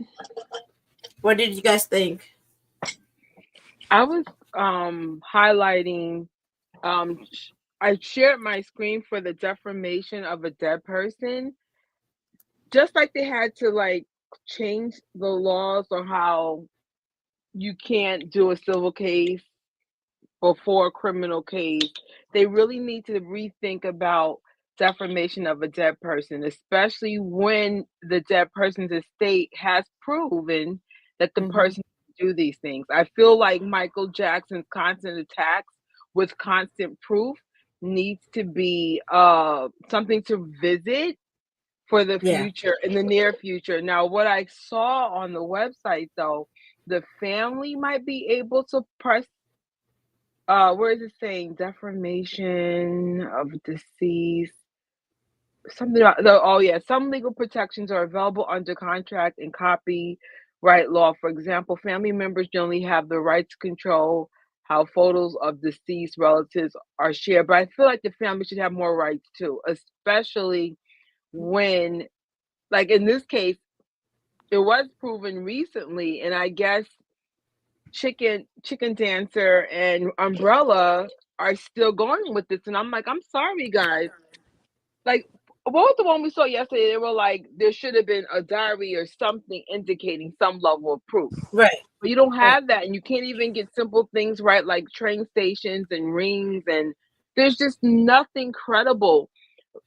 I wish I could say more, because I'm telling you, for the real victims out there, like Jennifer said, we're sorry. Because honestly, when the truth is the truth, there are just some things you just don't forget. You know, like I do believe in repressed memories. That I do believe in. Yes. But he didn't say that. He didn't say he had repressed memories. That's why I was like, who coached this guy? They felt him. Because I was like, bro, like either you get your lies right or you claim repressed memories. It's an A or B thing here. Exactly. And real victims know that. That's the problem. That's why I was like, bro. And it wouldn't have been that hard to claim repressed memories. Like he could have just said that. Very common thing, to be honest. Exactly. like, especially when you're younger, it's almost like God knows how to protect children from their trauma. And sometimes down the line, something comes up, whether it be the location will trigger it, a smell, the memory itself. But this person claimed for years, I never forgot. But you still want to do tribute. You want to get married in Neverland. Yeah. Real, like, what makes sense in your head that we're gonna think this is like you're a victim? Like, it's weird. He wanted to do this MJ1. Mm-hmm. He was still doing dance, teaching classes with MJ's music. I think that, like, I think I mentioned this before. I think there was one. I don't recall 1000%, but he had done a class and it had MJ music after he made some claims. I don't know if any of you guys had seen that before or heard about it. No. But he had done some classes where he was dancing to MJ after. I think it's after he shopped for the book around. But I think I've heard of that. So crazy. Like, so most of my memories come from the 80s and 90s, and we found out because of, without naming the celebrities involved, but a lot of celebrities that I love their music to, specifically from the 90s, turned out to be monsters. And so I was telling my cousins and them, I said, I'm getting rid of all my music. All my memories have been a lie. This is me, Church of 2025. So I can't imagine you're doing dance classes to Michael's music. You're like, it's not. I never even met the people that have been accused. It's just more like, bro, when I found out the backstory to how these songs were made and the victims that happened and all these crazy stories from the 90s, I was like, I don't feel good about my music anymore because now I know how it was created. Right. So I say all that like you're claiming to be an actual victim, and you're just like, yeah. Like, one time they asked Chickenhead about should we stop playing MJ's music, and his answer was just like, if it was me, I'd have been like, yo, cancel him, like on some Siggy energy. Exactly. And it wasn't like that. And I'm like, if I'm upset about stories that I heard about people, things that happened in the 90s, early 2000s, just stories, I was like, I'm personally like, I don't want to hear the music no more. Doesn't have the same feeling that it gives me, how it was created. And like, if we're being honest, I do not believe Michael Jackson was guilty at all. Absolutely. At all. If by some odd, weird stuff, I don't believe it, guys. Don't get mad at me or anything. But something was to happen. Something was to come up. A videotape or something. I'm not supporting Michael anymore. He's canceled. He's done for. I'm not even gonna sell his stuff. I'm breaking it. I want it destroyed. I'm not a blind fan. I'm here because I've done my research, but he's done for me. I'm never listening to his music, and as much as I support him now, I'm gonna talk against him if there's actual proof, but there's never been proof. The only proof that's come out is that he's innocent. There has been nothing to prove Michael Jackson was guilty. Nothing. And like I said, it was a 5-year-long trial. You think something would have come up. They followed around, the FBI followed him for years and nothing came up. And you'd think something would have. And especially because the media wanted him to be guilty so bad. You think they would have at least found something or picked up a little detail and turned it into something huge just to get something out of it. And they didn't do that. He's by the FBI. He's been researched by the FBI. Exactly. For 10 years. And they found nothing. They raided his home. What was it? Without him being there twice. He wasn't there twice. Exactly. And they tore up his mattress. Yeah. I don't know if you guys, I've seen videos and I've seen pictures of how they tore up his home. That's why Michael Jackson never wanted to return to Neverland again. And they tore it up and down. They went into that one panic room, and there was nothing. And he Mhm. wasn't there to hide things or put things away.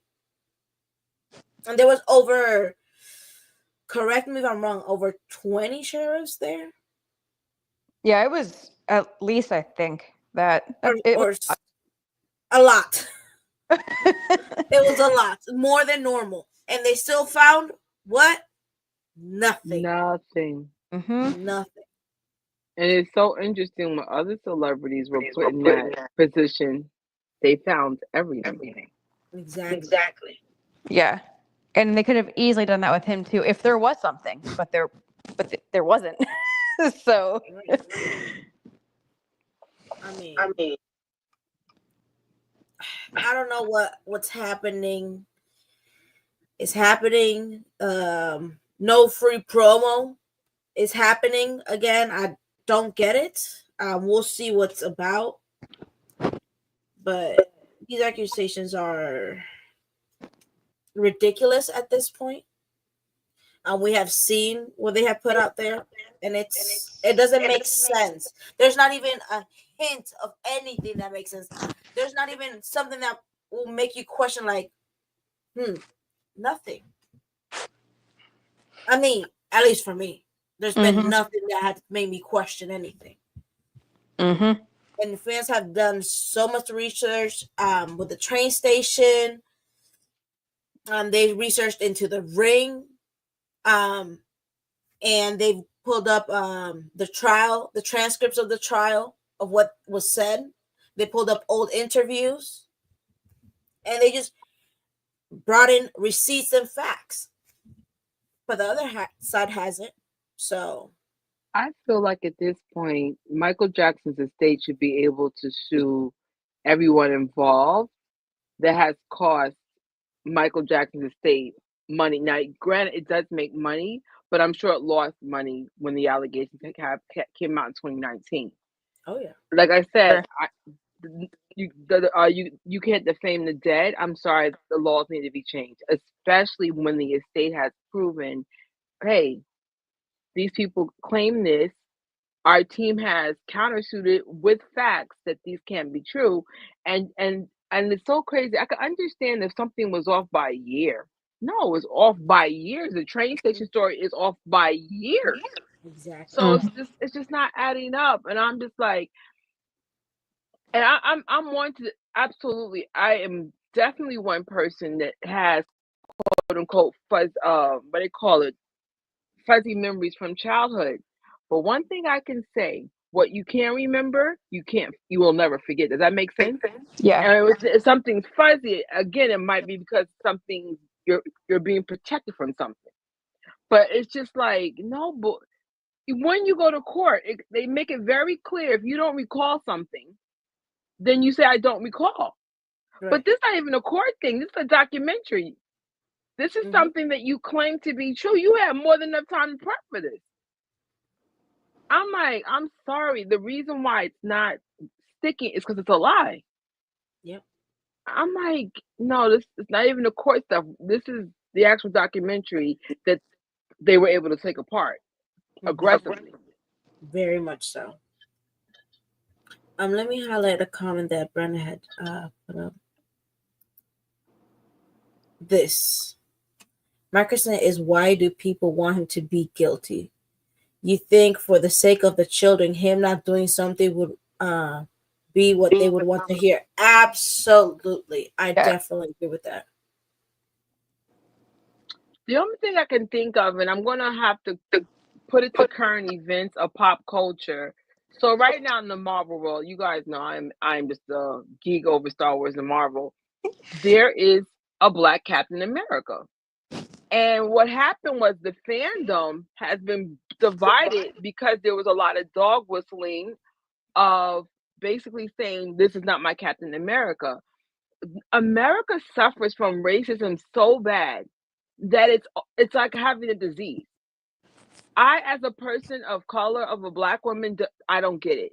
When I look at people like Jennifer or anyone that's not Black, I still see Jennifer, the person, not Jennifer, the non-Black person.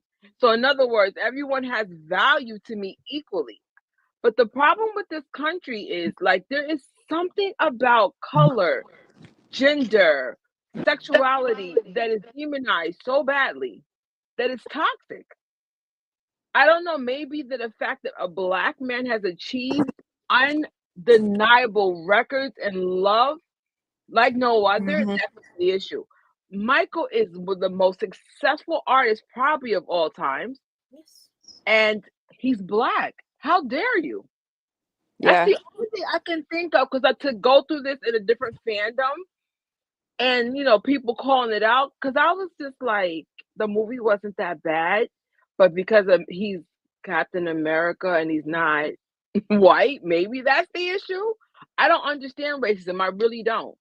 If you see me, my squad is white. Like I'm like always with white people, Latin people chilling, like because that's what I grew up with. That's what I'm comfortable with. Mm-hmm. So I'm just like I don't see things like as like if you cool, you cool. If you black, you cool. If you Asian, you cool. But it's just like it breaks my heart because I don't understand hate and racism to this level. I would hate to think this is the reason, but I think this is the reason. If you take away Mako, if you take away his legacy, you also take down a black man. Unfortunately, I think that's the key. It is. Unfortunately. I think a lot of it is race. It's a race issue.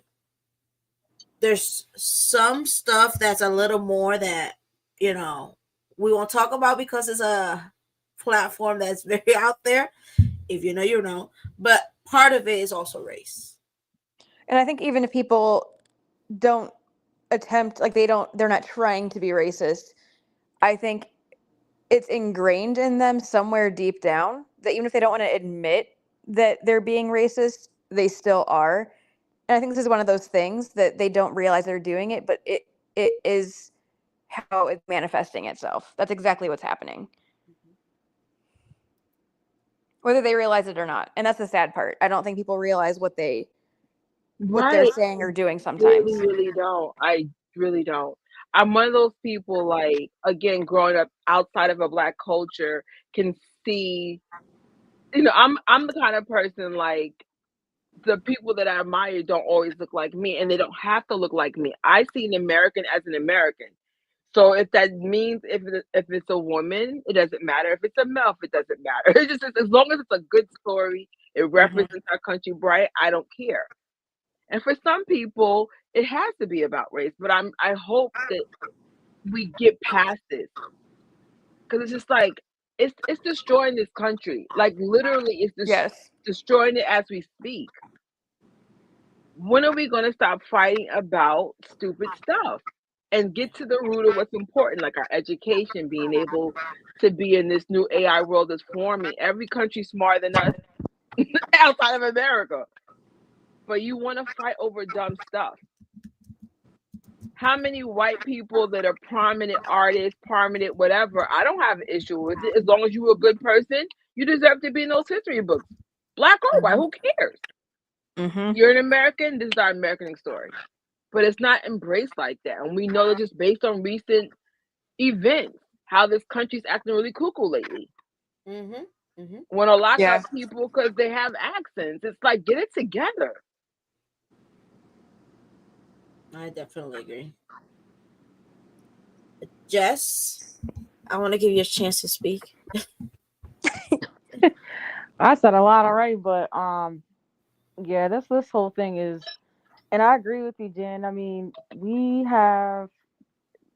since I was young, I've done my research and looked into it because, of course, like you don't support somebody who would do something like that, obviously, but we have done extensive research, looked at documents, looked at court stuff, and followed it. I even remember being little, and because like my generation, I don't think because I was born in like '95, I don't think that us growing up, we didn't really see the musical side of Michael because that's when he was going through all that stuff, going to court and everything. So we didn't get to really see much of what my parents saw, or even the next generation for the people who were born in the '80s saw. all I remember seeing him was going to court, because I didn't even hear nothing really about his Invincible album, which we know why. But so we were there when he was going to court. I remember seeing him with his family going to court every 5 seconds, seeing the trial, hearing about it every step of the way. Like, because my mom would watch it, because I had afternoon and then morning kindergarten. I had switched. I went in the morning sometimes, and then there was a time where I went afternoon. So whenever the news came on, he was always on the news, and we always watched his trials and stuff, or they would report on it or whatever. And they showed everything, that there was no evidence, that even like when he passed, one of the boys' fathers unalived himself, because I don't know if it was because he was guilty or what, but he must have felt pretty dang bad to do that. So that tells you enough that he felt, because he knew that Michael, like the allegations were part of why Michael's not here anymore, because it was so much stress on him. It was so bad, to the point where he couldn't even sleep at night. So they knew, like, it had an impact. So a lot of the victims had came out and obviously said, like, our parents made us, or we've also heard, you're probably going to play this documentary, Jen, this week. You'll probably play it, where one of the victims later on was like, oh, I miss him and I love him. And it's just like,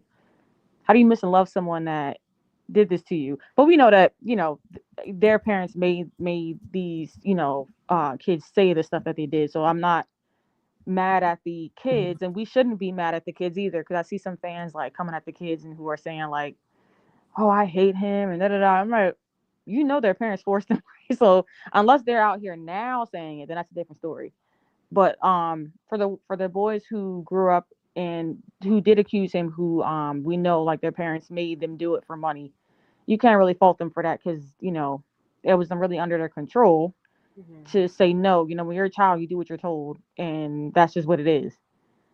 But I'm glad that they took the original stuff off, because it's clearly false. And I know, I forgot her name. She posted, I remember seeing it. She's like, the more you research about this situation with Michael, the more you see that he's innocent. And I'm like, exactly, because nothing makes sense. Even people who are closest to him are like, yeah, no. And even people like Macaulay Culkin came out and said, was like, when even Aaron Carter, like, they were like, when the parents came over, when the kids came over, like, the parents were there, but they didn't mention that part. They weren't in the room, but they were there. And I know, like, I watch my cousins and stuff all the time. They want to sleep with me. They don't want to sleep. I have a big giant room in the back, like a huge room in the back, and they're like, my little cousin, I film with her sometimes, and she's like, I want to sleep with you. I'm like, girl, you are too big. And she sleeps wild. So I have to let her sleep with me, or any kid that does sleep with me, who comes over. Now if they're too big, they sleep in another room, but when they're little, they sleep with me, because they are too scared to sleep in that big room by themselves. So Go ahead. Okay. No, I've had situations where, like, I've watched kids, and like I've hung out with like friends that have kids and stuff like that, and the kids always want to be with you. They're attached to you. If you said they want to be on your couch, they want to sit on your lap, they want you to play with them.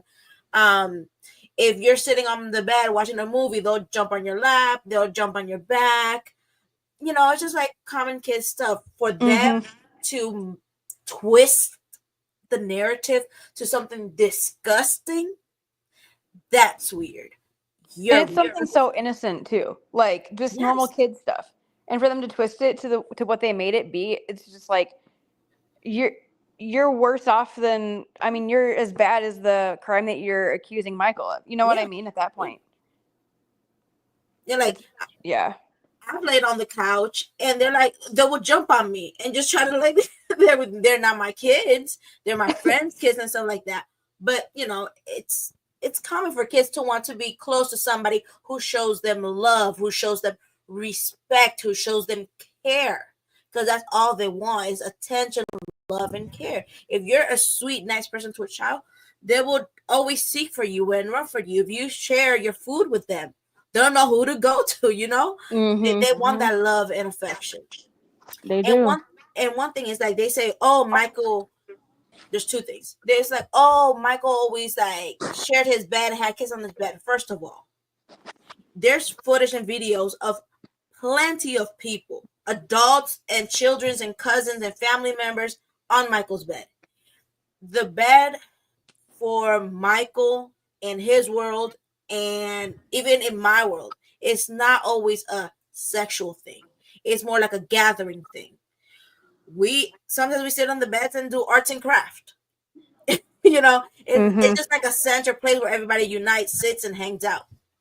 So it's not sexual. And Michael's mentality wasn't always to go to that sexual part or that it's a place for, you know, adult stuff.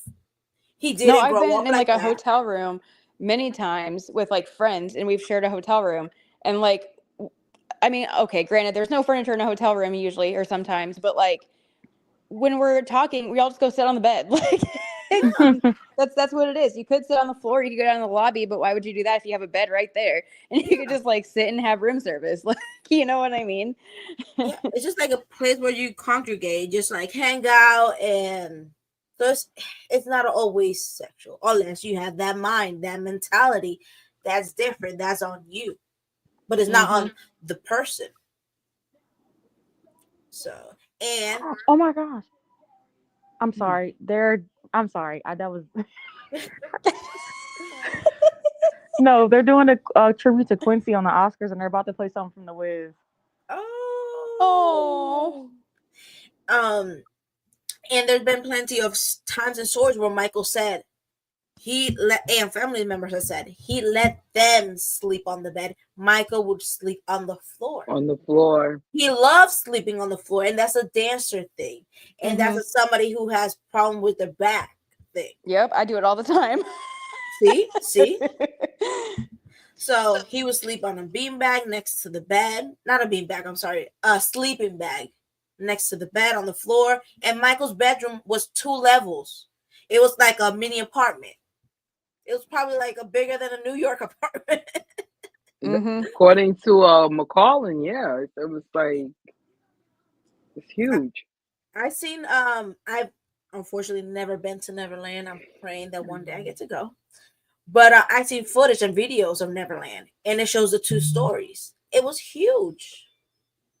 So like I said, he wasn't always in the bed, but he would let them have the bed. And he would sleep on the floor. He's mentioned that in his family. Do your research. And I know this because I've done my research. I've heard stories. I've heard interviews. So I don't say, believe me, I'm Jen Jackson. Believe me, no. Do your research. Right, but believe the people that are continuously like defending him. Emmanuel Lewis, Colin McCollin, and just regular people. Nothing but positive things about Michael Jackson when they went to their house. So, but everyone that has in common that accused him, disgruntled people feeling like they were being replaced, and I'm just like, but if you were abused, who cares? Be glad that it's over. Yeah.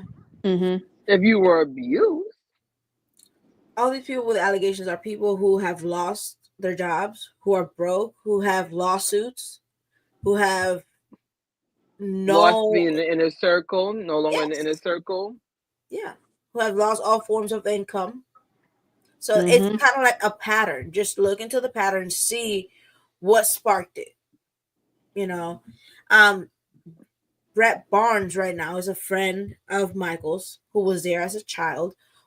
Right now, he's supporting Michael. He's on social media because no free promo, but they put out an article and claiming that pictures of him was actually of Jordy. He has said that numerous times, and he's requested this. I'm not gonna give it free promo. This thing that put the article out to remove him. He's like, that's not true. That's not me. and what is being said is not true, remove me. And they won't do it. He's still defending Michael till this day. There's an interview that he did defending Michael. So there's still people out there. There's plenty of people out there. Talk to them. People who actually were there. Talk to them. Get their story. Research them. But yeah, it's unfortunate that we still 2025. There's been so many facts out there, so many receipts put out there supporting Michael's innocence, and they will not accept the receipts. Though that's what's pissing me off. Why? Yeah. Why not? Why are you so twisted and disgusting that you want this narrative to be true? I think part of it too is people really like drama that doesn't involve them, and they are always wanting something new and exciting to like follow, which is why people like TV shows, like, you know, sitcoms, whatever, or anything like that. So if you really want that, watch one of those. Don't watch something that's not true, that's, you know, hurting someone else or at the expense of someone else. But people love to get involved in drama, and I think people refuse to admit that Michael is innocent because they want to hold on to that little bit of like, because it's Michael Jackson. There's always been like conspiracies, if you want to, I don't know, that's probably not the right word, but about him and surrounding him, and just like weird things like the oxygen chamber, like that kind of thing, or like his, I don't know, just random stuff like that has always been coming out about him, or his vitiligo and all that kind of stuff. And so there's always something, especially because people don't understand him as a person. And most people probably never will, unfortunately. But I think because of that, he's a very easy target. And it just makes it very easy for people to grab on to any sort of like, oh, maybe there's drama here. Maybe there's something I could like get excitement from here, you know, something like that. And it's just so unfortunate. But yeah, exactly. The fantasized drama, like, it's a weird how people seem to have. It's not good. It's really not good. But this is disgusting thing to fantasize about. It is. This is disturbing. That's true. Like, how many people accuse Michael, like, and fantasize and just, yeah, he did this. Well, God. And one thing I want to say, like, I think somebody had mentioned in the comment, I looked for it, but I couldn't find it. Like, to just sit there and try to write a book. I think like Chicken Dancer did, about some weird fantasy of Michael doing this because it's not true. That's odd. That's very odd and very disturbing. Like, and we know this isn't true. And just like to think what's going on in their mind and them thinking about it, fantasizing, and talking to what they did in this mockumentary in such an explicit level, that just tells you how sick they are. I'm disgusted, but that's it for now. Thank you guys, and Trish, I'm gonna switch it on to you. Our next part of this series will be Tuesday, March 4th, I guess around 8:30. And we'll be doing Square One. We can't put this on the screen. One, Danny will charges for this. And two, he is part of that Hill Los Angeles ecosystem. So we want to show him love.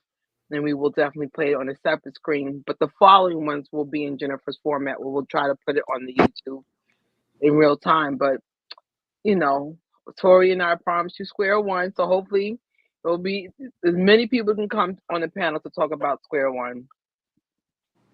So I'm excited. Awesome. So stay tuned, guys. And And please come and also, support. and Jen has the following on the 6th on this channel again. Yes. So we have 2 more for this week, and then y'all get a miniature break. But hopefully this is informing everybody for sure, because I'm like, even I'm learning stuff. I was just like, the more I'm hearing these documentaries, the more I'm realizing how was it even possible to have a part 2 to this. Right. And that's why I think we really need to look into defamation laws for the dead, because this is not cool. I think Yeah. I would love to push for that, and we definitely need to do something for that. Like, I hope some way we can like talk to Taj, because I know he's the one that's like really involved, and he has this documentary coming out. So maybe we can push for this law to happen, because this definitely needs to be a thing. I agree. Especially at this point. I'm like, I thought after the one from 2019 got debunked to the level that got debunked, I said, okay, we good, right? We good, right? Biopic, Funko Toys, merch back in stores, we're good, right? And then when I found out, I think Tori told me like maybe a week ago, and I said, I know y'all lying. Like, you gotta be kidding me right now.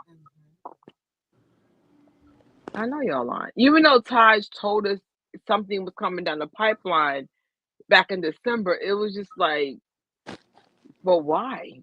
But oh, Kelly, it will be 8:30 on I Love the Jackson Family. So I'll try to be on time. It's hard. All of us are usually coming from work, scrambling. I'm sitting here eating sausages in the background right now, like I'm hungry. Trish, is there a way to do like a duel maybe? Is it possible? Or On no? mine? Absolutely. So what I could do is send you and Tori a different kind of link. No, actually, no. If I give you the link and you're going to put it on your separate channels, you could. Okay. You just got to come up with a different thumbnail. So if you have, like, I noticed you have the same thumbnail with different titles, then you would continue with the title. So yours would have Setting the Record Straight, Part 4, blah, blah, blah. Oh, awesome. Okay. So it's the same thing, but different. And then it spreads out. So if Tori does it, it goes to her channel, my channel, and your channel all at the same time. Okay, cool. So if we can work on that, we'll talk behind the scenes. How to work that out and get that out to you guys. But yeah, please stay tuned in. Hopefully after this all passes, we will have more positive. Yes, I mean, this is I would definitely want to do positive for April for sure. Like Yes. Earth Song, Humanitarian Act. Yes. Like, yeah. And again, I know I keep saying this, but I just want to make sure people get it. Do not let them get to you. Do not click on the links. Do not give it free promo. I've seen stuff on social media where they're starting to push articles here and there. Do not engage. They're looking for free promo. They're looking for us to push the algorithm, for us to click on them. Once we start clicking on them and engaging, it'll push it out to more people based on the algorithm. Do not do it. If you have access to add community notes saying this was debunked and so forth, do that, but do not engage. And spread that word out, because I've seen fans engage, and it's not helping Michael. No, it's not. It's unintentionally promoting it. And it's like, I know it's accidental, but we have to like think of how this all works. That's exactly why we're doing this now. So when things hit, this is going to be part of the algorithm. So yes, we're learning. Yeah. Just remember that negative attention is attention, and we don't want that. So avoid anything like that you can. And also promote positive things surrounding Michael. Like, keep promoting all the positive stuff. Join us on Station Head. Yes. Talk about that, Ray. Talk about Station Head. Share pictures of Michael that are positive, like, and there's so much. Oh, there you go. There's Station Head. No, share anything positive surrounding Michael, like anything that also shows who he was as a person and as a humanitarian, and everything he's done that's positive, and push that. Like, that's what we want to get out there. I always say, like, promote what you love and don't talk about what you hate. Just like always be on the positive side of things, always, with everything. So Station Head is a semi-free app, so it's definitely, the app is free, but you have to have a subscription to Apple Music and Spotify Premium But once you have that, you create an account, and we have a channel for Michael Jackson, and you can listen to Michael Jackson 24/7. So we have multiple DJs. I'm one of the DJs. Ray's another DJ. Jess, who's on here, is another DJ for MJ. And we are running Michael 24/7. We have a chat room there. Come and hang out. And we have podcasts. So I think the podcast that we talked about, what's happening now, it did save on my channel. So if you go to I am Jen Jackson, which you see it on there with a Moonwalker logo, it's on there. So feel free to check that out. And we also have some like positive one where we have different discussions. We talked about the Super Bowl. So just check that out. If you need any information, you can hit me up on Instagram or on Twitter, and I'll walk you through it. But it's fun. It's very positive, and it's a beautiful community. Yes. So if and tomorrow I have on my channel, I'm straight on till morning. I am doing a request party. I do like a request party the first of every month, and it's just kind of, you come in, hang out, request music that you want to listen to. It could be Michael, it could be not Michael, it could be literally anyone, and it's just a time to hang out and have a good time. So yeah, well, in that come case, hang out. Prepare to see TJ Jackson. It's the meaning of love.